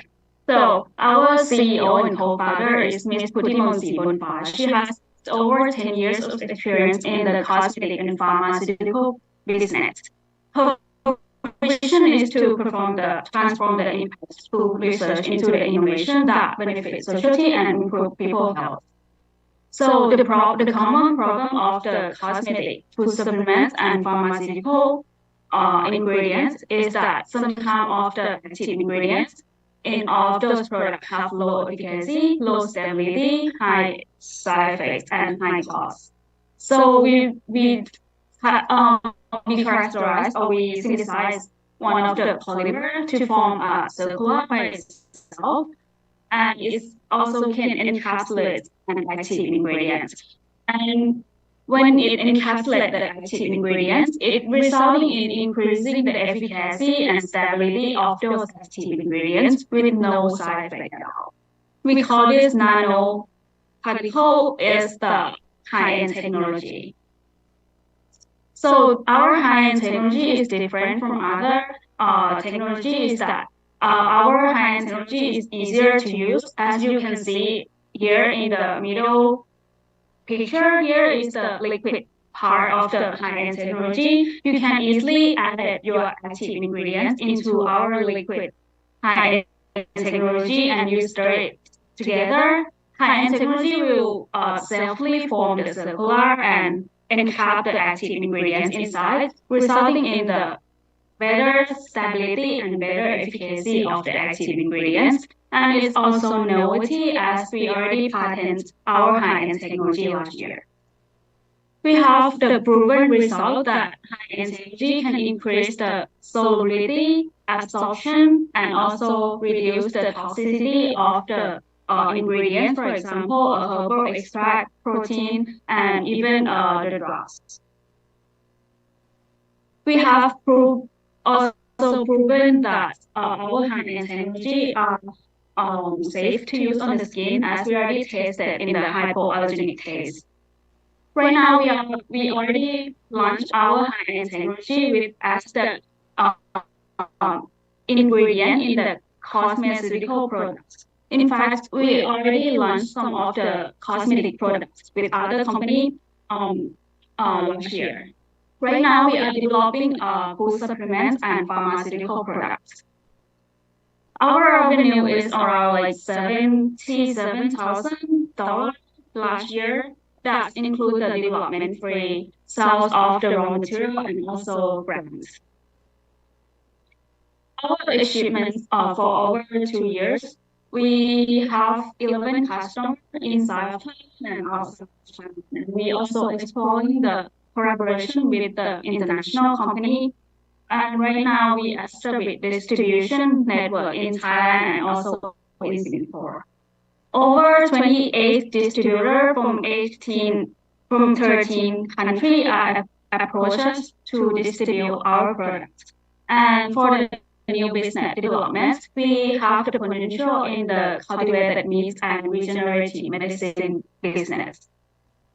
Our high-end technology already completes the GLP acute toxicity study in the oral administration form. And right now we are developing a new product for the cosmetic application and also food application. In 2023, this year, we will complete our safety test as per qualified standard. And next year, in 2024, we will over 5 repeated international clients in cosmeceutical products. And in 2026, we will approve as the food ingredient internationally. And by 2029, we will have a safety package for high-end technology. Our team have a variance of expertise. For example, like Dr. Jitima Lakhanakun, she is the CTO and co-founder of the company. She has experience in the nanotechnology and biomedical. Also, Dr. Wisarut, he is the FDA expert consultant of our company. And Dr. Vikram is a CFO. He already launched and exits 2 of the startup in AI and EV. And he also an expert in scaling a startup. Right now, we are asking for $4 million for testing and trial and also registration and the certification. And also looking for the product development partnership in the cosmetic, food supplement and pharmaceutical area. Thank you. Thank you, Ms. Kitima. Now, for our QA session locally, anyone? Maybe Professor Hank will have something to share with us.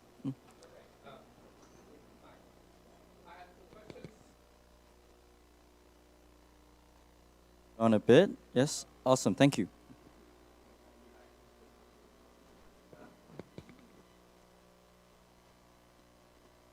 On a bit, thank you, Mr. Tawiket, for joining us. Thank you.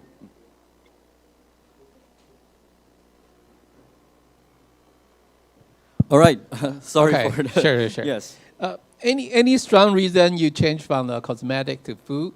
It seems that you need more certification, right? If you're doing so, any obstacle you are facing now because the market didn't grow as expected, so you don't want to focus on that, and you want to change to also including the food industry as well.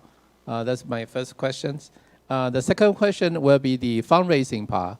You want 4 million, will that be too small for the growth that you are expecting?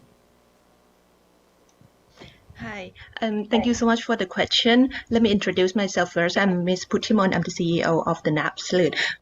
For your first question, when we do the healthcare material, actually our first goal is attempt for the pharmaceutical use.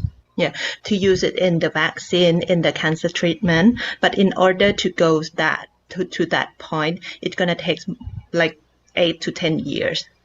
So in order to keep the startup living, yeah, we need to push the material to go to the market first, which the cosmetics and also food supplement and also cultivated meat is the kind of a low-hanging fruit that we can get our material into the market to prove that our material can really be in the industry and to get the revenue to the startup.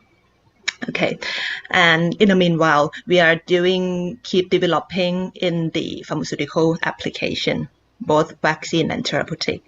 And for your second question about the fundraising, for 4 million, the 70% of the fundraising gonna be for the registration, certification, and also safety test for the material, mostly in the pharmaceutical application. That is not gonna be enough for launching a new drug, of course, as you know, but it's going to be enough for us to prove the concept, the efficacy, the safety of our material. And then with that result, we can get the partnership, the collaborator, such as a big pharma, to go with our material and then invest in developing a new drug or new vaccine together. Thank you. Hello. Yeah, nice to meet you. And this is actually quite refreshing for us, you know, like we don't get a lot of companies like yourself. And at least for me, I don't get access to a lot of that. Well, because, you know, in a sense, it's a shame that, you know, like healthcare part and all this, you know, is my weakest industry, right? You know, I only know very little. But I mean, I'd like to understand, like, for you guys, right? Like, you know, developing a tech, right? Like this, a technology and all this. And what's this exit they're looking at, like in long term? Like, well, what do you hope to achieve, right? I mean, given that, you know, if you could do the medical, the food, the cosmetic application, you know, what's a kind of exit for you guys? I'd like to understand more on that. Thank you. It's a great question from may say like the user of the healthcare product. Yeah. Let me answer that in two point of view. The first one for the consumer, for the benefit for the people. I think the pharmaceutical product, both the vaccine and all the medicine, have the problem right now that everyone in this globe, in this planet facing, is the unmet efficacy and also the extra side effect that we've got from taking the medicine. Some has been known, but some has been disturbance in our living for a long time. And we believe that we can do better. We can healing the disease without harming the quality of life of the patient. They're suffering enough from that disease. So we hope that our material could be one of the key ingredients or key things that could change the material, that could change the medicine to be better for the patient. Yeah, that's our mission that we're looking for, and also can help speeding up the drug development process and also lowering the cost of the drug development to be lower, and the medicine can be more accessible to everyone. And as the startup point of view, I would say the exit of our startup will be our material can be cooperated with the real medicine in the market. Yeah, to have real benefit, not only from the research that we are doing, but also benefit in the industrial part as well. Thank you. Okay, thank you, NAP Salute. We're looking forward for a better medicine in the future. Thank you for all your efforts. Up next, we have invited Eden Agritech. They provide a chemical-free edible coating solution to prolong fruit and vegetables shelf life. This is indeed a wonderful opportunity to save a lot of food wastage. Let us welcome Mr. Norapat, CEO and co-founder of Eden Agri-Tech. Hey, Mr. Norapat, are you with us? Please kindly turn on your microphone. Thank you. Okay, I did. Yes, we're Can good you now. hear me? Okay, you good. Okay. So okay. Yep. So good afternoon, everyone. I'm Job Norapat, CEO and co-founder Eden Agritech, a Thai food tech startup company. And today I'm gonna present you our breakthrough technology that can solve the big pain of global food industry and create sustainability to the world. So along the past few years, Eden successfully to protect food waste for more than 2.2 million tons by our Eden technology. We also successfully to increase number of buying customer by 12.6 times, 60 times of value of produce that we save and to countries that those produce be distributed to. The problem that we focus to solve is the food loss that occur along the global food supply chain from farmer in the upstream to the supermarket in the downstream, both domestic distribution and cross-border distribution. From the statistic, the distributor and exporter have to lose their vegetable and fruit up to 50 times in every transaction they trade, or it damage them around 1.2 billion US dollar per year. It also create difficulty for them and costly to them also to manage fresh produce SKU and also be the key limitation for them to grow their fresh produce businesses. Our team proudly to present all of you our breakthrough solution that can solve the big problem of global food industry and global food supply chain. The chemical-free edible coating solution with Thai FDA approved by just simply spraying or dipping on the surface of fresh cut produce. It will create um, the best in class thinness and invisible film that can regulate the inflow and outflow of gases and water. As a result, the coated fruit or vegetable and all industrial produce will be extend the shelf life up to 5 times longer, and it can also delay the microbiome occurring and maintaining the nutrition and quality of fresh cut produce. And the time lapse that show to you on the screen now is the sample from the real customer use case. On the left side of every picture is the normal condition, and on every right side is the fruit and vegetable that protected with our technology. And you can see that even past more than like 20 days or about 3 weeks, the coated mango still in a good condition. And this means our customer can distribute this mango to anywhere in the world. At the current state, Eden solution are serve to prolong shelf life in multi-sector, include exported fresh fruit and vegetable, alternative solution for soft dried fruit, fresh cut fruit for fast food chain and supermarket, and quality improvement for cassava industry. When compared to our competitor in the market, which mostly made from chemical, we are not only superior in terms of better capability only, but also we are more convenient to use as our solution able to quick and easy to start without complicated equipment required. And we are more safety with Thai FDA certification, and we are ongoing to get more local FDA from 3 additional countries. And that make Eden technology become the secret sauce and key success factor for more than 100 leading organizations that can make them more peace of mind to protect food loss and distribute their fresh produce anywhere more efficiently. Our customer can gain additional benefit up to 12.9 times in return when compared to our solution cost, which come from the huge amount of food loss reduction in their supply chain. From our current business model, we are focusing in Thailand by utilizing B2B direct sales to our strategic partner network as leading hypermarket and supermarket that they can enforce their supplier to use Eden solution, and the key influencer as government agencies that they can recommend our solution to their network members. We strongly believe that by leveraging the same model but in a new frontier, like in any country like Taiwan, will be the most effective way to start footprint in any country we're going to. For the next step of Eden, as our agenda is to create sustainability to the global food industry with our own strong global IP trademark strategy.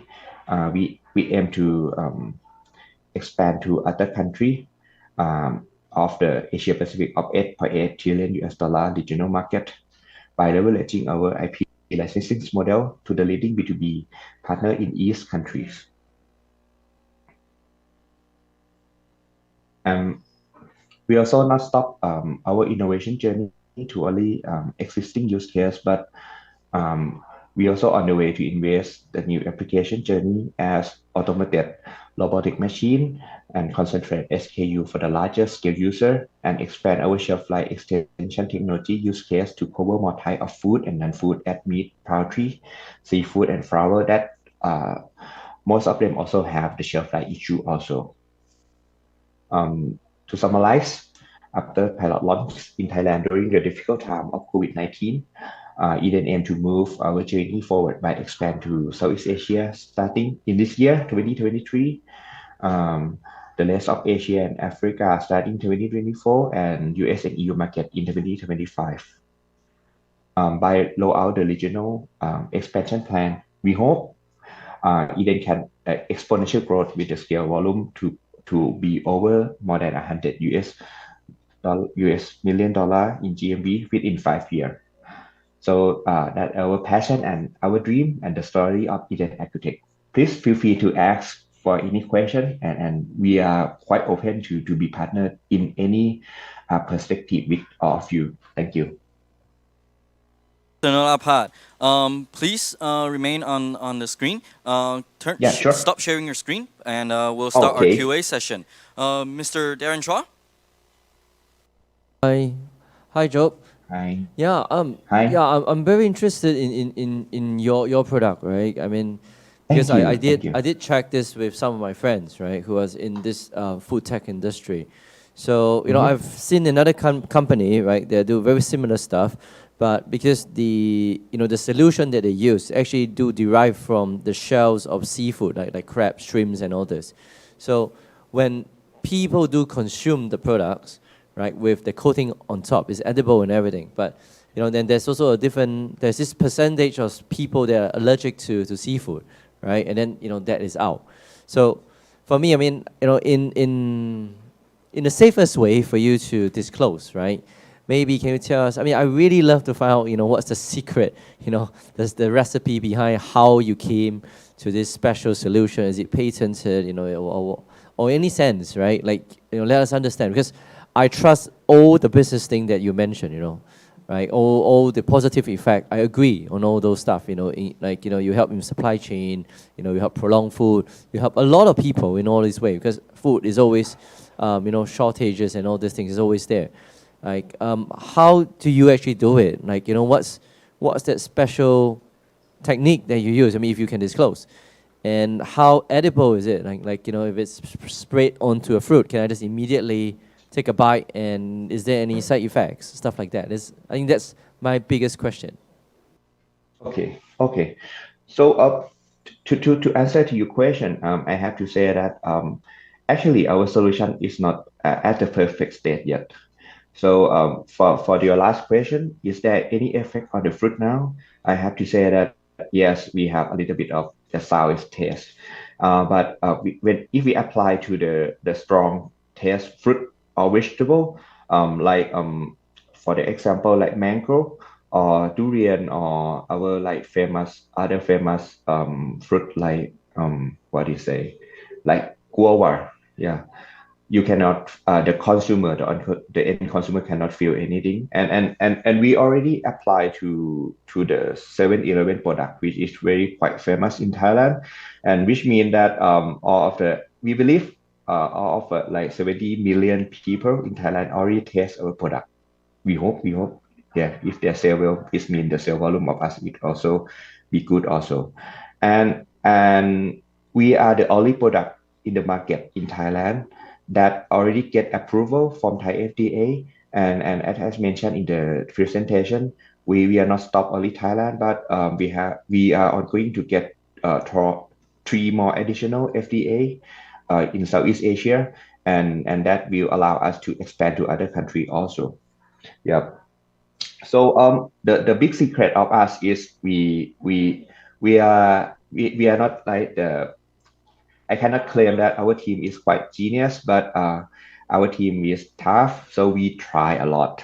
We try a lot. We if we come to our facility, you will see like a lot of testing, and we try a lot to get the best formula to each type of fruit and vegetable. And I think that the big secret sauce of us, we try a lot. We fail a lot also. Yeah. Camille Liu. Thank you for your presentation. So I have two questions. The first one is, Yep. is it essential for you to get an FDA in order to go to other markets? If yes, then why Yeah. did you choose Southeast Asia? And did you get any FDA in order to go to China? Because you cooperate with the Plug and Play China, which I saw in the presentation. And the second Yeah. question is, have you considered to coordinate with any service providers to get your business growing faster? Okay, thank you. Yeah. So for the last question, yes, we believe that we are quite good, and we have like the great passion in this technology. So we want to keep this pace in the R&D, but for the commercialize, we looking for the partner. We believe that we are not the good person to expand to other countries. Like we have to find the local people to help us to expand in this country, including in Taiwan. So for the first question, the answer is yes and no. If we apply to the fresh produce, it's not require any FDA. That means that we can go right now without any regulation protection. Yeah, but the big challenge is that most of the fresh produce that is not a fresh cut is quite be the low value product, and that means that it's not, when we looking at the costing, it's not look very interesting to many merchants. And for the fresh cut, yes, that need FDA because it's daily consumed. Yeah, so we can, so it can conclude that if we don't have the local FDA, we can go like 50% half late, something like that. Yeah, only fresh produce that cannot be applied to the fresh cut. Yeah. All right, that will wrap up all of our Thai startups. Thank you, Mr. Nanapat. Okay, Thank you to all of you. now moving forward. Okay, in Taiwan, traditional rental and bike shops are facing managing issues, and also they're not very efficient. MoFun provides a digital solution to this issue. They aim to transform the two-wheel industry and make it green, digital, and effective. Let us welcome the CEO and co-founder of MoFun, Mr. Vincent Wong. Vincent? Good afternoon, everyone, and hello to all the friends in Thailand. We're MoFun. I'm Vincent Wong, and we are trying to transforming the two-wheel industry more green, digital, and effective. As many of you might know that, including Taiwan and Southeast Asia, there are over 200 million motorcycles all over the region. So we're transforming them into a more effective way of managing it. So right now, as in Taiwan, 70% of rental or bike shops remain unchanged. So maybe probably most of you guys know that there are a lot of convenience stores in Taiwan. There are like 14,000 convenience stores like Family Mart, 7-Eleven. But the bike shops in Taiwan are 2 times the amount of the convenience store. And 70% of them are still using papers to record their transactions. It's hard for them to manage their business. And especially for the safety, even if they want to rent their bikes, it's hard for them to track their assets. And it's also for customers, the price is not clear. I believe that's the same market in Southeast Asia as well. For example, if we want to go to a travel like in Bali Island, if you want to rent a bike, you don't know how to do it. It's easy for you to rent a car, but it's hard for you to rent a bike. So what we are trying to aim for a solution is that we created a system that's easy for asset sharing. For example, if you have spare space just on the first floor and you have an asset, then instantly this location can become a rental location. And by not doing the sharing model like put bicycle like on the side of the street, we can ensure that the asset is manageable and is in good condition and is have a fair value of maintaining it. So, and another strong part of our business is that we're not just making the asset rentable. We help manage the whole process, including everything that happens during the rental process. So this is our product. So as long as you are in this our system, you can pick for the customer. You can pick a location and you can just book your schedule and reserve a spot, and then you can go to travel. And with one unique membership, and then you can do it all across our system locations. And our system have these 8 features. So you can do online reservation, you can do e-rental with your phone, and you can do online payments, receipts, which is good for government because in the old days, these transactions usually are not recorded. And we can do business analysis for people, for location to join us. We can let them know that when is the best time for them to prepare how many bikes and what are the peaks and lows for their location. And we can do ticket transfer, which ensure the safety for the asset provider. So when somebody rents your car, they got a ticket, you don't have to make responsible for it. And then we have blacklist tracking and also a rider KYC. So for rider KYC means that we can know that if a rider comes to your store, whether they have like tracking record of not returning or speed tickets and all that. So we have a system to do that automatically. So in this era, because we can know that traditional bikes are transforming to e-scooters, and we can know that their GPS trackings, we can control them, and we can gather all the data we needed. And by doing our system, we can help the traditional rental store to digitize their process. And then because we have system for corporate, if they want to rent instead of buying vehicles because it's hard for them to maintain, we can have KPIs to let them do integrate with their human resource systems. And like I mentioned, we have this free space service activation. So any place, anywhere, as long as you have bikes. So this is the main market we're aiming that there are 28,000 motorcycle bike shops in Taiwan. So they know how to repair bikes, and they need extra revenue. So they need our service to become a rental spot to help them. And after all the data we get, we are transforming currently to a platform so that we can sell them insurance. So we can have we know exactly which car needs to repair right now. So we can have a logistic ordering system, and we can help them to gain more orders as well. And this is currently our traction. So we have like six direct stores, which with all the e-scooters, and 54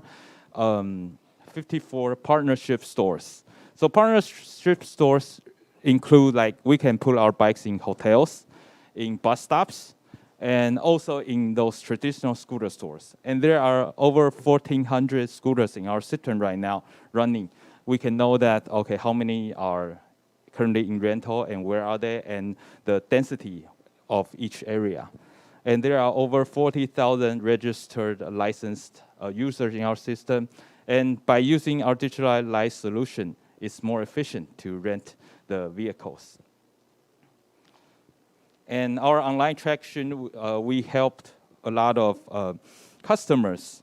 We have 500,000 unique visitors and over 2 million page views and over 21,000 rental days that occurred in our system. And average time is 24.5 hours for our rental, but it depends on different user personas. Like when they go to different places to travel, the data varies.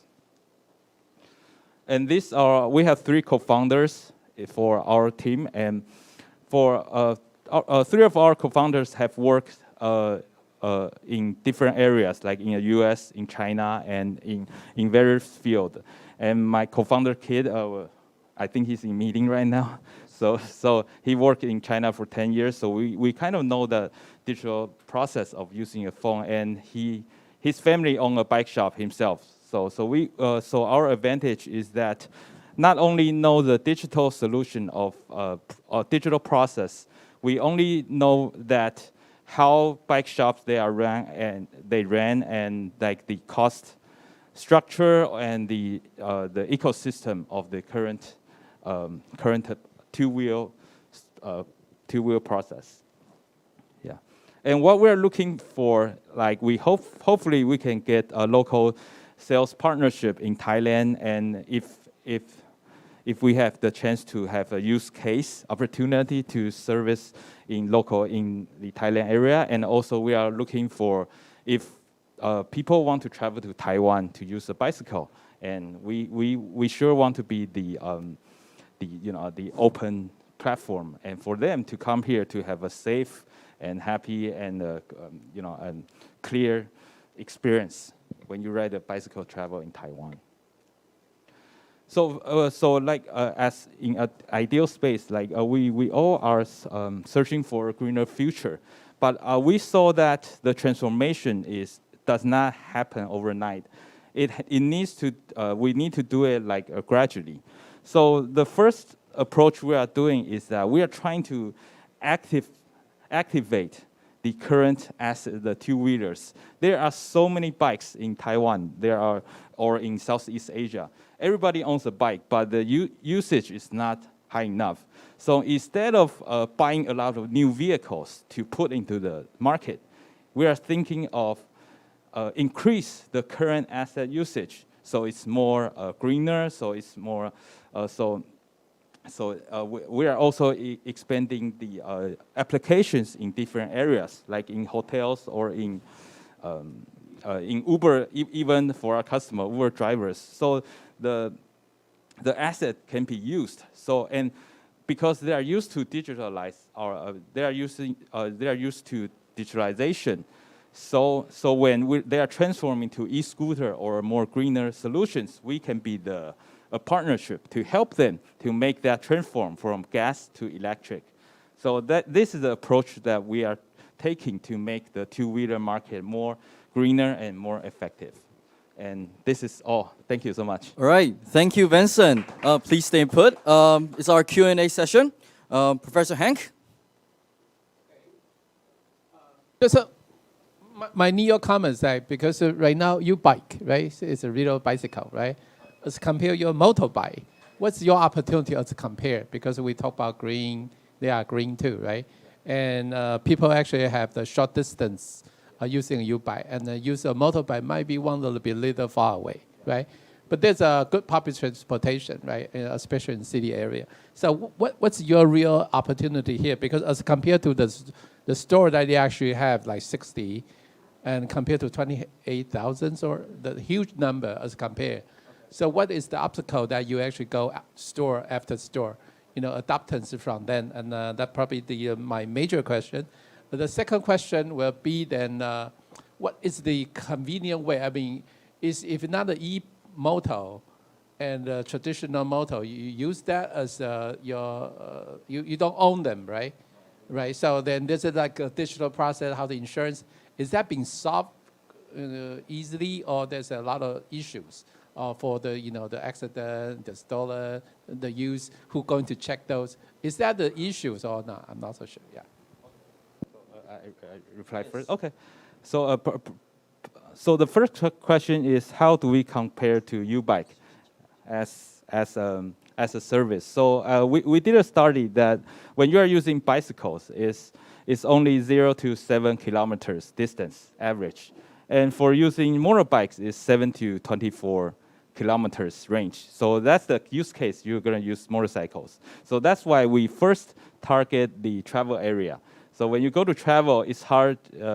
The time is most crucial. You need the time to, go around to do all the sightseeings. So that's how we differentiate. That if you are still shorter distance, you use the bike, and longer distance, you use motorcycle. But beyond 24 kilometers, you need to use cars, and beyond two people, you usually use cars for going around. And another thing is the number 28,000, maybe I need to rephrase, is those are the numbers for traditional motorcycle shops, like when they sell and repair motorcycles. So what we're doing is that we put our IoT device into those motor shops. There may be trial bikes, and those they have spare bikes or the bikes they are trying to sell. For example, there is one store that they usually do selling bikes and repairing bikes, and then we put our system into their store. So their bikes for sale is rentable right now. So in that way, those 28,000 shops are our stores. So we don't need to buy them, and we activate their asset to make them rentable. And the store has extra income, and we of course have system income. And the customer has a easier way to more locations to rent a bike. So I'm not sure if this reflects that. Okay, that'll be all for the Q&A on site. Let us turn to our mentors online. Maybe have any questions, please? Yes. So I have two questions. So just to understand from a Taiwan perspective also. So what is the trend or change in behavior that's driving the people's behavior to rent a bike? Because in Thailand, I think most people just buy bike, but they don't rent them. And also the second one, I'm trying to understand like the unit economic of the whole operation of how you make money. I'm sorry, can you repeat the first question again? Okay. So first question is, I'm trying to understand the trend in Taiwan, because in Thailand, so people don't usually rent a bike, they just buy one, right? So in Taiwan, like, is it a norm for people to rent bike, or is it a new trend coming from change of consumers' behavior to rent a bike in the future? Okay, so the first question is that yes, but it's transforming. Right now, Taiwan has around 14 million bikes, motorcycles, like right now. So it's like, maybe 1 in 2 person owns a motorcycle. But right now, a lot of more solution providers are coming, like sharing. Like we have GoShare, we have Wemo. So that people are getting used to renting or sharing them instead of owning them. And that's the trend that we are seeing and we are hope to build right now. But the thing is that for Taiwanese, we don't have a right solution to do that. So that's the case we are seeing right now, because people are getting less. They don't want to own a bike, and you need to repair them, and you need to take care of them. You need to, like for young people, they want to use it. They don't want to. They don't like to own it. So this is the trend we are seeing right now. So that's what we're trying to do as a two-wheeler solution. Yeah. Okay. I think the second one is I'm trying to understand like the revenue model of your business. Okay, so currently our business has 3 revenue models. So the first one is that. Can you hear me? Okay. So the first one is that we have our own electric scooter rental stores.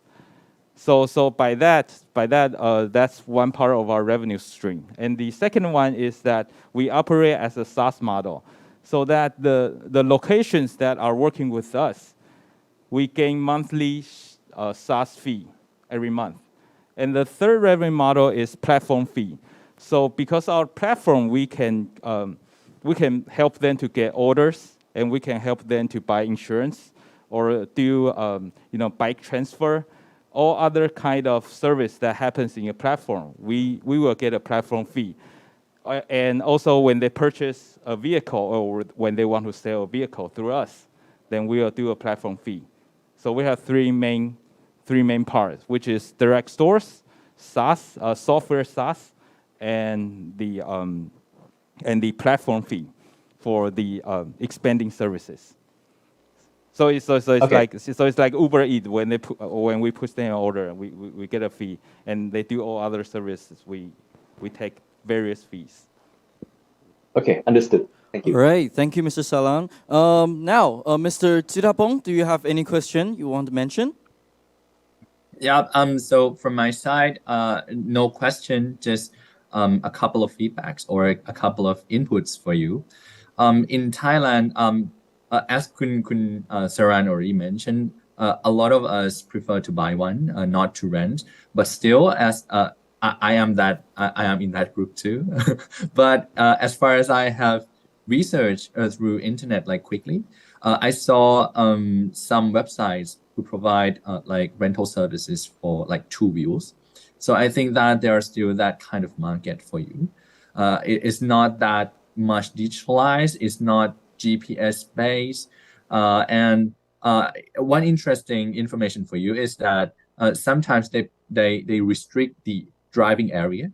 For example, if you rent from this shop, you can ride in that province or neighboring province. You cannot drive to like the other part of the country. So maybe GPS service can help with that, like tracking. And another trend or another user trends that might be beneficial for you is that I usually use Grab bike to ride from my home to my office. So now, especially a couple of months, in these couple of months, I see an increase in electric motorbike riders. And those riders, when I ask them if they buy or they rental, a lot of them rent from somewhere. And when they rent, they have an app that can see the battery stations. Where is the nearest battery stations? You can reserve the battery up front, and if you don't arrive there within like 15 minutes or 30 minutes, you will be released from your reservation, and so on. So that's I think that's a good info for you. So I think electric motorbike is gonna ride a trend. There is already some kind of apps out there. And in terms of battery swapping service, is mostly concentrated in Bangkok area, not other provinces. This may be just for your information. It's really helpful because a few of our customers, they are usually actually Uber riders. They rent through us because probably because they some of them they can't afford to buy a new bike, like and they trying to earn a living by using like doing an Uber rider. And another one are they don't like to maintain the bike. They just do it for short term, and they're gonna rent through our locations. So it's interesting to know that it's happening in Thailand right now. Yeah, thank you. All right, thank you, Mr. Chirapong. Thank you, Vincent. Please take a seat. All right. So, thank you all mentors. Next, ESG is next upcoming thing, right? It's a huge issue for corporates. There's a countless of regulatory policies out there and also disclosure standards. and of course, rating systems. For that, Seneca ESG provides a workflow software to simplify ESG data and reporting and impact assessment on investment portfolios. Let us welcome the CEO and co-founder of Seneca ESG, Jonathan Ha. Jonathan? Thanks a lot, Harry. Hello, everyone. My name is Jonathan Ha. I'm the founder and CEO of Seneca ESG. And first, I want to thank everyone here today. So Thailand Trade and Economic Office, Thailand Board of Investment, Startup Thailand, NIA, and also, of course, Ideal Venture Studio. So thank you so much for the honor to present to all of you today. And I would like to share more about what we do in ESG. Seneca ESG provides workflow software to simplify and streamline ESG data and reporting, as well as impact assessments on investment portfolios. I myself have a background in computer science and finance, and I'm also a second-time founder, having had a successful exit from my first startup.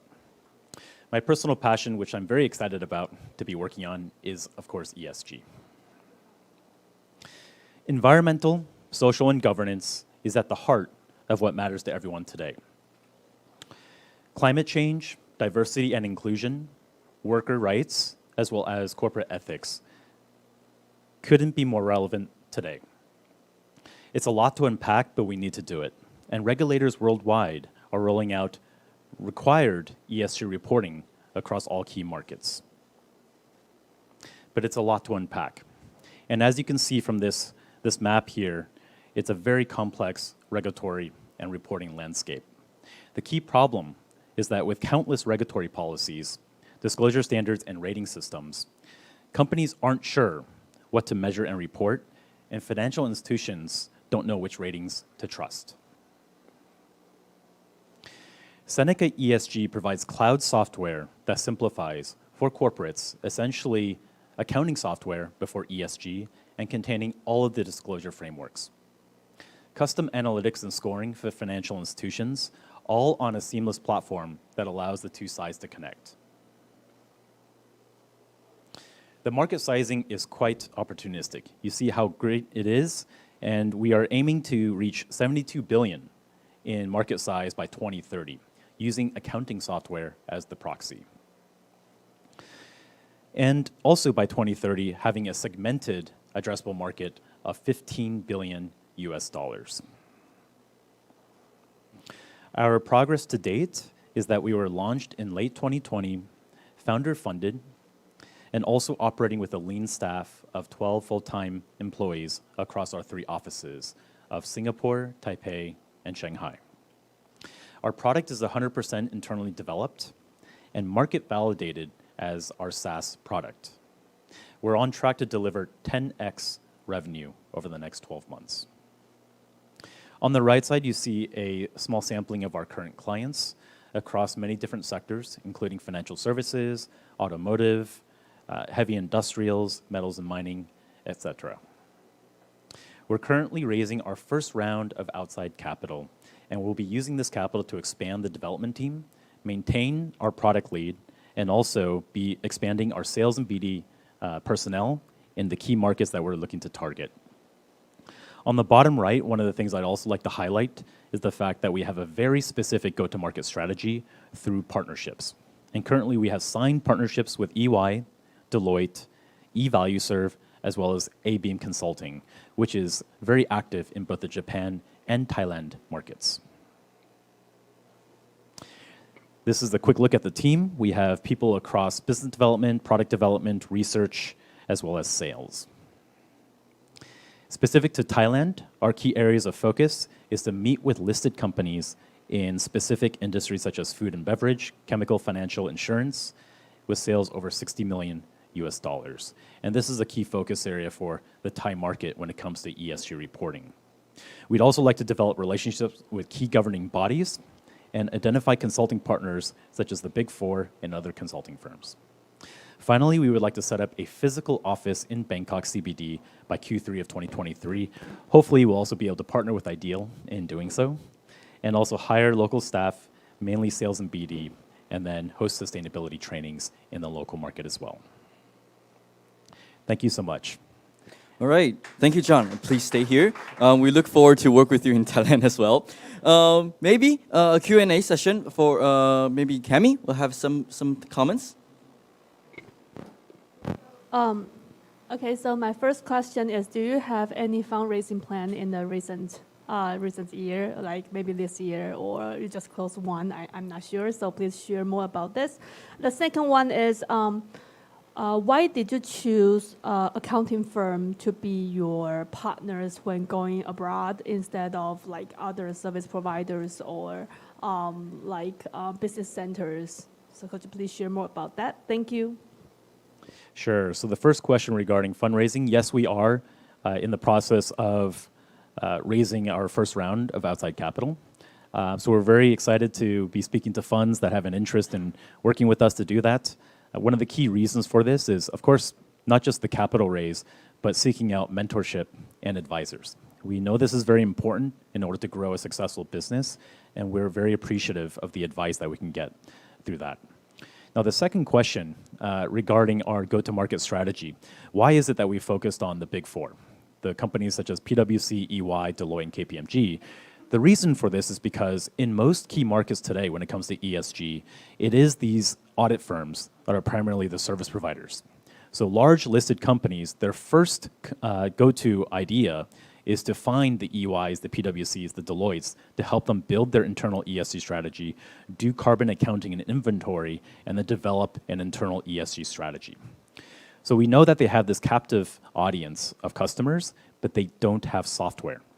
So it's a very good synergistic relationship that we can have with these accounting firms because they bring the consulting know-how and the headcount, we bring the software solutions. Okay, does our judges and mentors online have any feedbacks or questions to ask? Maybe Mr. Titapong? No? Is everything okay? All right, that'll be it. Thank you, John. I'm so sorry. I think Kun Saran from Invest have another feedback as well, but I totally agree your strategy with partnering with Big Four because I also work with some of the largest corporates, especially in F&B, and they are like totally into the ESG sustainability thing, and they also have some like sustainability chief officer and something like that. So it's clearly that there's demand. And when it comes to building up strategies, they usually go to those Big Fours and consultants. So I think that Thailand they like sustainability trend in Thailand is like now becoming more and more bigger. So I think it's great opportunity for you there. Thank you so much. Mr. Saran? Hi. So I have some problem with my camera, but anyway. So not a question, but if you want to enter Thailand, so a lot of listed company in Thailand, they have sustainability report anyway, and you can also find who are in compliance with the report on the Stock Exchange of Thailand website. So if you want to drill down individual company to approach, you can also do that. That's great insights. Yes, absolutely. We'll look into that as well and use that as part of our strategy for capturing more clients in the Thai market. Okay, well, that'll be it. Thank you, John. All right, thank you. John always provides us this very elegant presentation, and also we've always learned a lot throughout his presentation as well. Up next, weight training has become very mainstream in the recent years. It is a very exact science, but with very little or maybe no accurate data recording solution. IoGym, they provide an AIoT add-on upgrades to gym into IoT, recording every details of training. Let us find out more by welcome a very famous triathlon athlete, Miss Erika Lee, the product manager of IoGym. Please.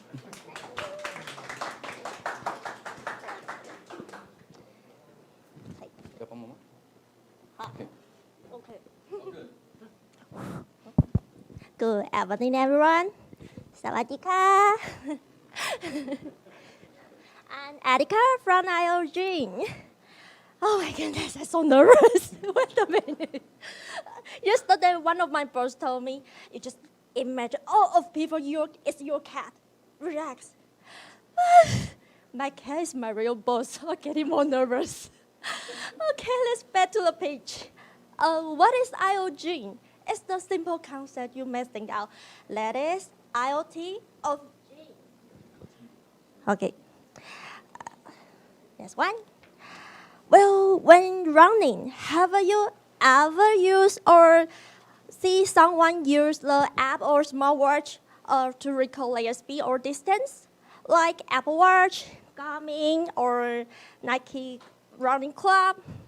Have you ever tried workout? Workout is still like this. Or like this. Simple. Okay. So workout is actually a highly scientific sport, but there's no accurate recording service in this world.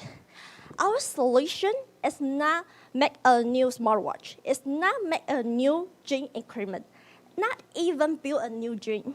Our solution instead is just quickly and easily upgrade the existing gym, turn it into IoT system. Oh, so why we want jump into this market? Because according to the market analysis, the market size will grow at 10 times after 10 years. So, wow, it will up to 120 billion US dollar. Now, let's watch the IOG demo clip.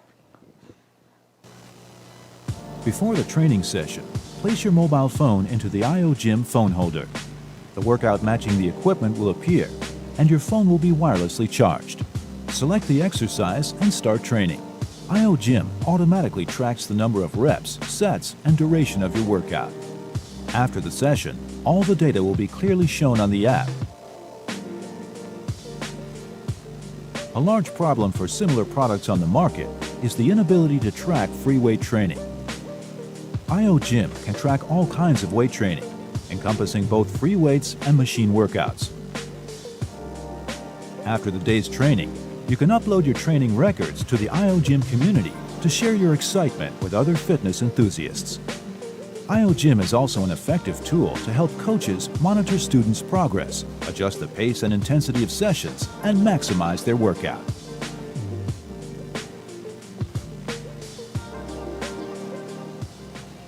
There's a robust hardware system supporting the perfect app, IOGym. We developed a lightweight model that can be plugged in and upgrade the existing equipment to an intelligent training IoT. The compatibility rate of the model encompasses almost all equipment available on the market.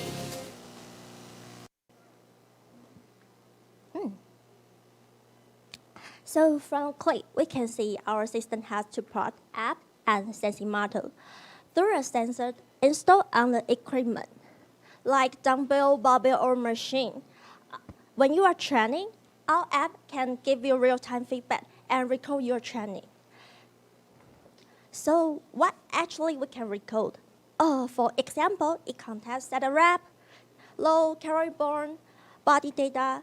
All we want to do is integrate all of the training data to let gym owner completely knowing their performance and progress. And the training data not just benefit for the gym owner. Gym owner and the coach also can know their member of their state. Furthermore, we are not just offer the data on training, but data on user data is one of our business too. Use this data will let gym, fitness brand carry out precise marketing and even get more insight. So eventually, we will build out a fitness ecosystem. And why we want to build out an ecosystem? Because our main goal is want to attract the potential gym goal that is not against workout, but have not yet started. The benefit of workout is not just make your body prettier or stronger, but make your body, your bone, your muscle older slowly. That is mean actually older is need workout more than younger. Hence, we deeply believe the more people work out, the more people happier. That's why we want to do. And why we so confident that IO will become true? Because we have interviewed many famous gym owners in Taiwan. CEO Franker said, IO will set off a revolution in the industry. And Tian said, our community future will gather more members for land. As for the Super Gym co-founder said, using our data can gather more information, then determine how to charge the fee precisely. We also went to a gym to collect the feedback of the end user.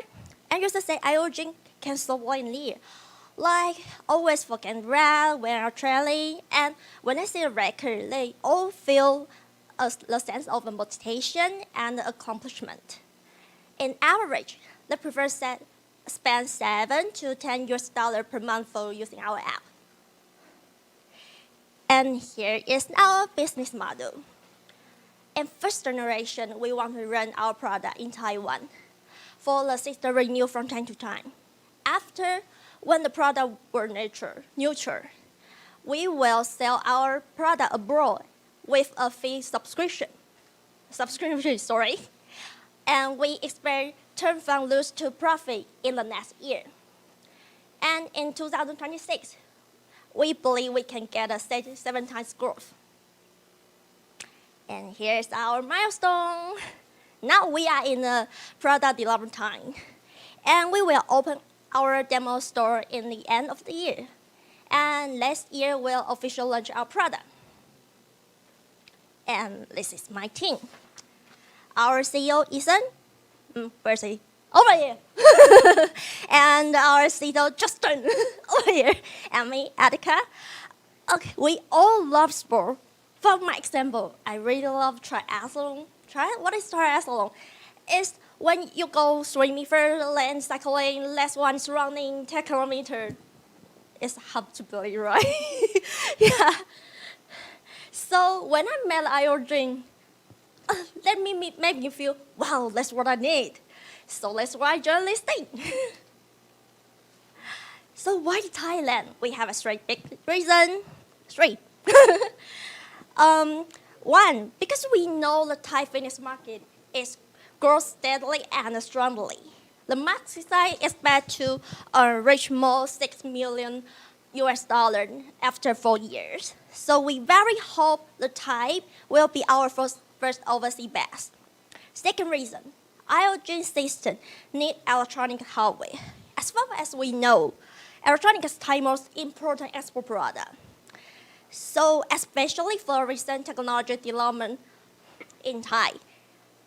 So we believe we will get high quality sport in Thai.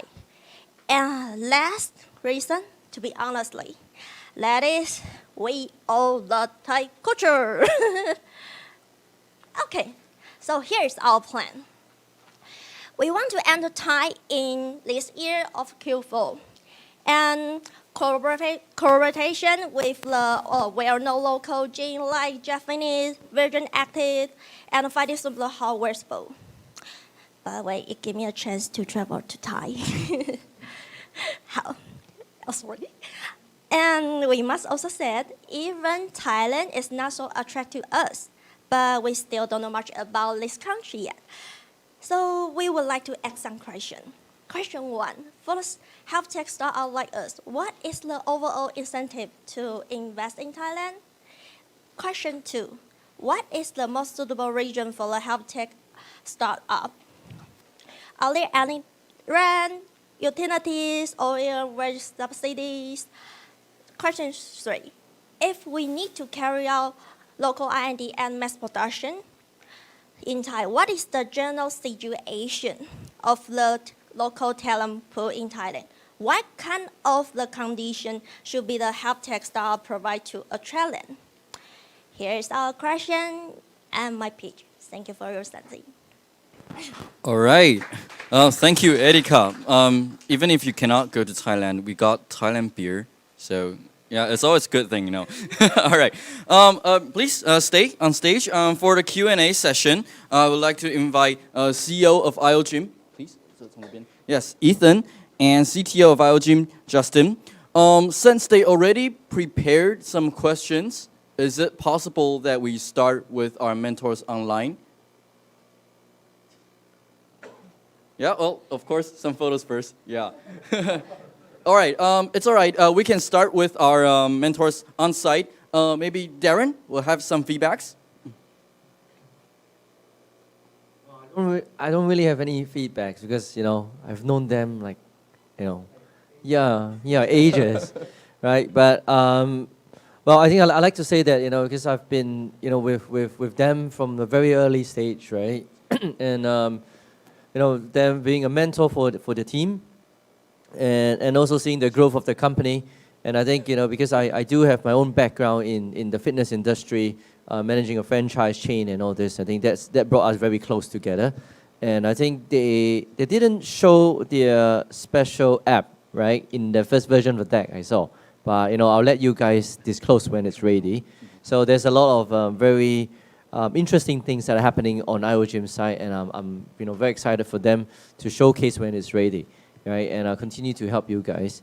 I'll love to help them to explore the Thai market, which I think, you know, there's a great potential as well. Yeah, so I mean, I really like to understand, like, you know, the mentors online, if they, you know, like to, you know, see the potential benefits of you know, IOGYM coming to Thailand, or maybe, you know, any potential competitors, anyone else doing the same thing. You know, just give this team some insights. And I think, you know, when we set up Ideal Thailand, we like to invite, you know, our great communities across as well. Yeah. All right. Thank you, Darren. Maybe our mentors online would have something to share. Mr. Saran, thank you. Hi. Okay, so in Thailand, I guess the gym or fitness gym models can be split into two types mostly. So one is mostly from overseas chains like Fitness First, Jet Fitness, and I think you also mentioned Virgin. So I think these three, a lot of times they usually have their own either software applications. I know like for Virgin, that's where my membership lies. So they have something quite similar in a sense. So when you go to Virgin, you use a wristband, right? And that wristband can be linked to certain equipments inside the Virgin to track your progress. And for the local players, so I think that's where a lot of pain point lies, because local players, these are like individual fitness gym. And the main pain point is one is the retention of membership. So a lot of members does not retain for too long. So they either come in and quit. And also they also have, or I guess it's a secondary problem from the first reason is a lot of time it's quite difficult to sustain the business from like old members leaving and not enough new members coming in. So if your applications or IoT can help solve that pain point, I think there'll be some options here.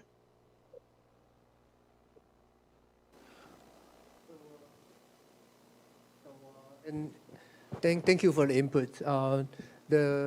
So from different market to market, we can see lots of difference in the watching, like a fried chain. For example, in Taiwan, watching have a WISP, but they don't really collect all your data needed for every single member. However, as well, see in Thailand, they're collecting data. That's a good news. However, for those, just a very similar situation here in Taiwan, that we also got lots of individual or gym or smaller group.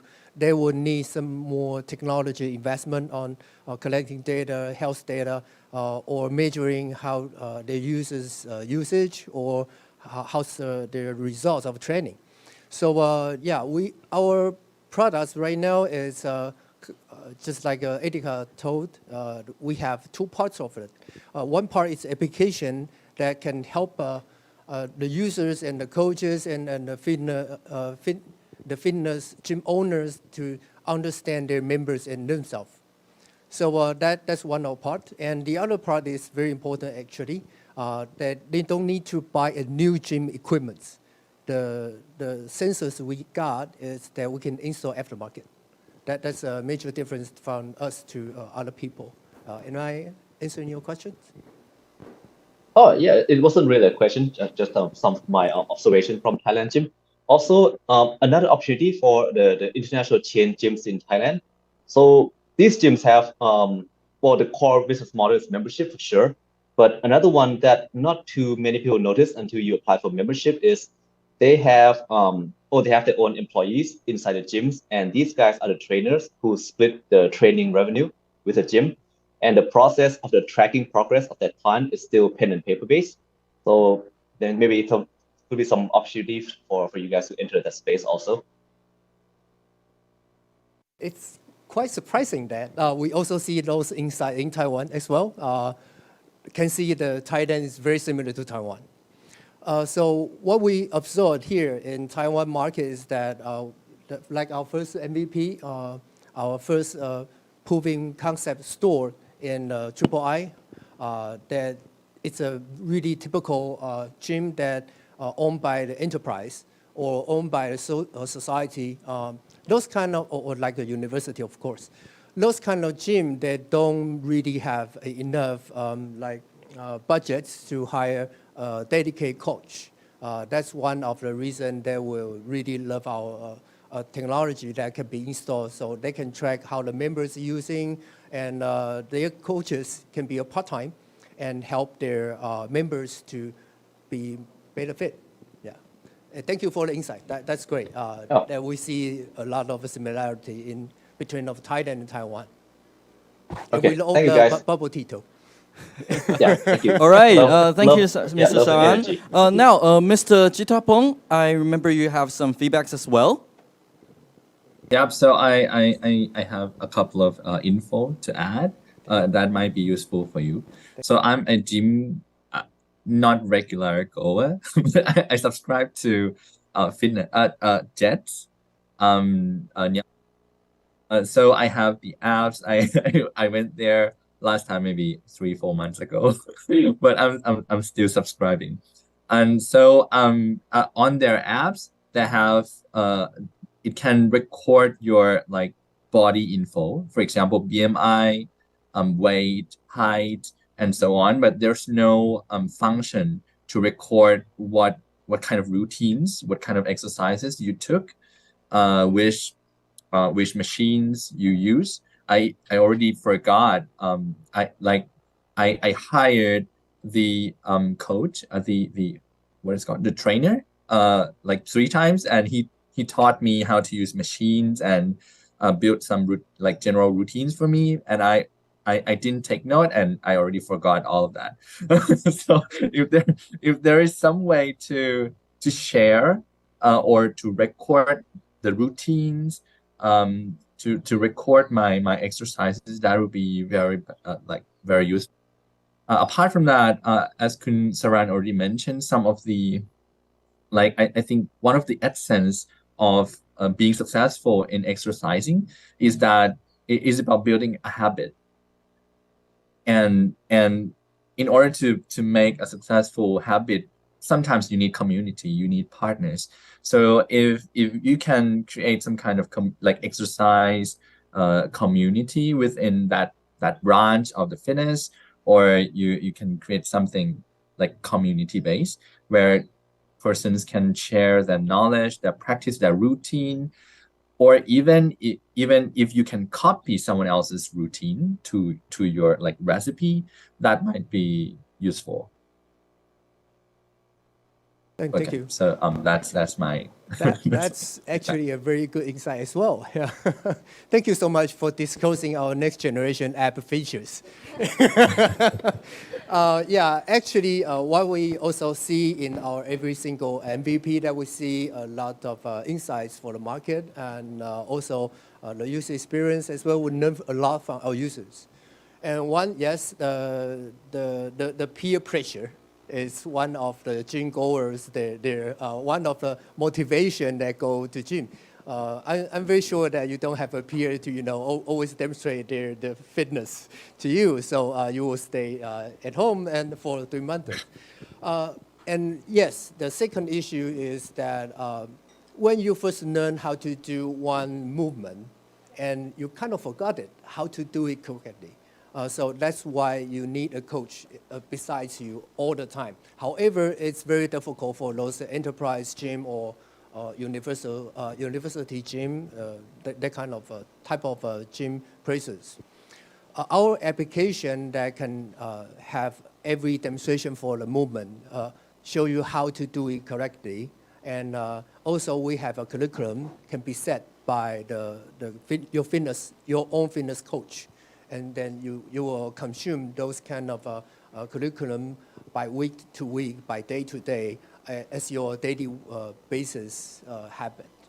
So your coach can also see how many loads you get, how many weights you get bi-weekly, and also you can see how many cats or crocodile you can raise, you can fit, you can raise them up.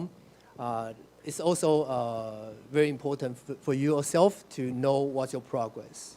Thank you for the insight. That's also very important for us. Thank you. Okay, thank you for our mentors online, and thank you, IO Gym. Thank you all. Thank you. สวัสดีครับAll right, thank you. All right, IO Gym, right? It requires a team with very excellent mind and also a lot of energy, which fits exactly the profile of the IO Gym team. All right, thank you all. Thank you, mentors. Thank you, our guests. Thank you, our friends online and offline, and also the 6 companies with your awesome sharing. We are looking forward to your expansion. Last but not least, may I invite Mr. Darren Chua to share with us some words to conclude our event today. Darren?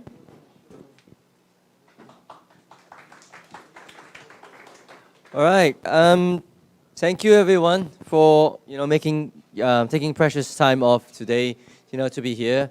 I mean, I know many of you. I know many of you charge by hour, like our lawyer here. So spending a lot of your time here, and really, really grateful for the love, the support from the community. And I think through an event like today, right? I think it's very clear to see that every single company, every single founder deserve their own time, right? To share their story, to share the resources that they need, and also, the problems that they're solving. And also, like today, I was taking notes crazily when, our partners like Mr. Kittipon and sharing, our partners online and I are sharing, which, it brings a lot of happiness for me to know that, if we do go to Thailand, there's so much support for, Taiwanese companies to go over, right? And there's so much things that we can actually contribute, right, to the growth of the Thai startup ecosystem. And I think, this is great that, we can do this so freely.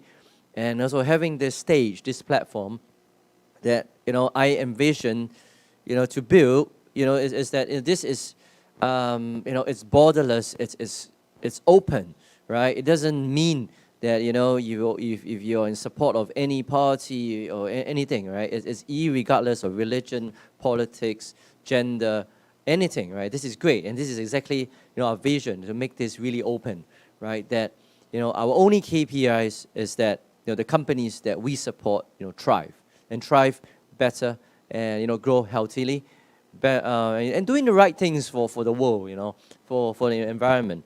So again, thank you to all the teams, our partners today who take up precious time. I think we do have more food, right? Yeah, and beers, right? Singha is awesome. I love that. Again, thank you to our mentors online. I do hope to meet you both when we make our trip to Bangkok soon. And I think there's a lot we could share, a lot more that I'd like to learn from you guys. And thank you, Professor Hang. As always, we are really grateful for your time. And our new friend and partner, Kemi, as well. Yeah, thank you, and I'll try our best to feed you more in the future when you come to our events, right? I think you enjoy it, Paul. And, you know, for us, again, we aspire to be that connection, that platform, right? And it's like every single day for whatever I'm trying to do here, me, my team, and now having new partners, new friends, and as we bring, you know, our resources, our teams across to new boundaries, new markets, and we want to invite, you know, new friends from Thailand to Taiwan, and we want to bring our know-how, our resources to Thailand as well. So resources should be shared. It's a free world, and yeah, I mean, sharing is caring, right? Giving is receiving, right? So I think this is exactly what we stand for. You know, on behalf of my team, you know, and you know, my partners, the founder of Ideal, Alice, a VP, and to our new friends from Thailand, our mentors, community, thank you very much. And you know, we're going to have a photo taking thing, right? Very standard Taiwanese SOP, right? And we send all this to everyone.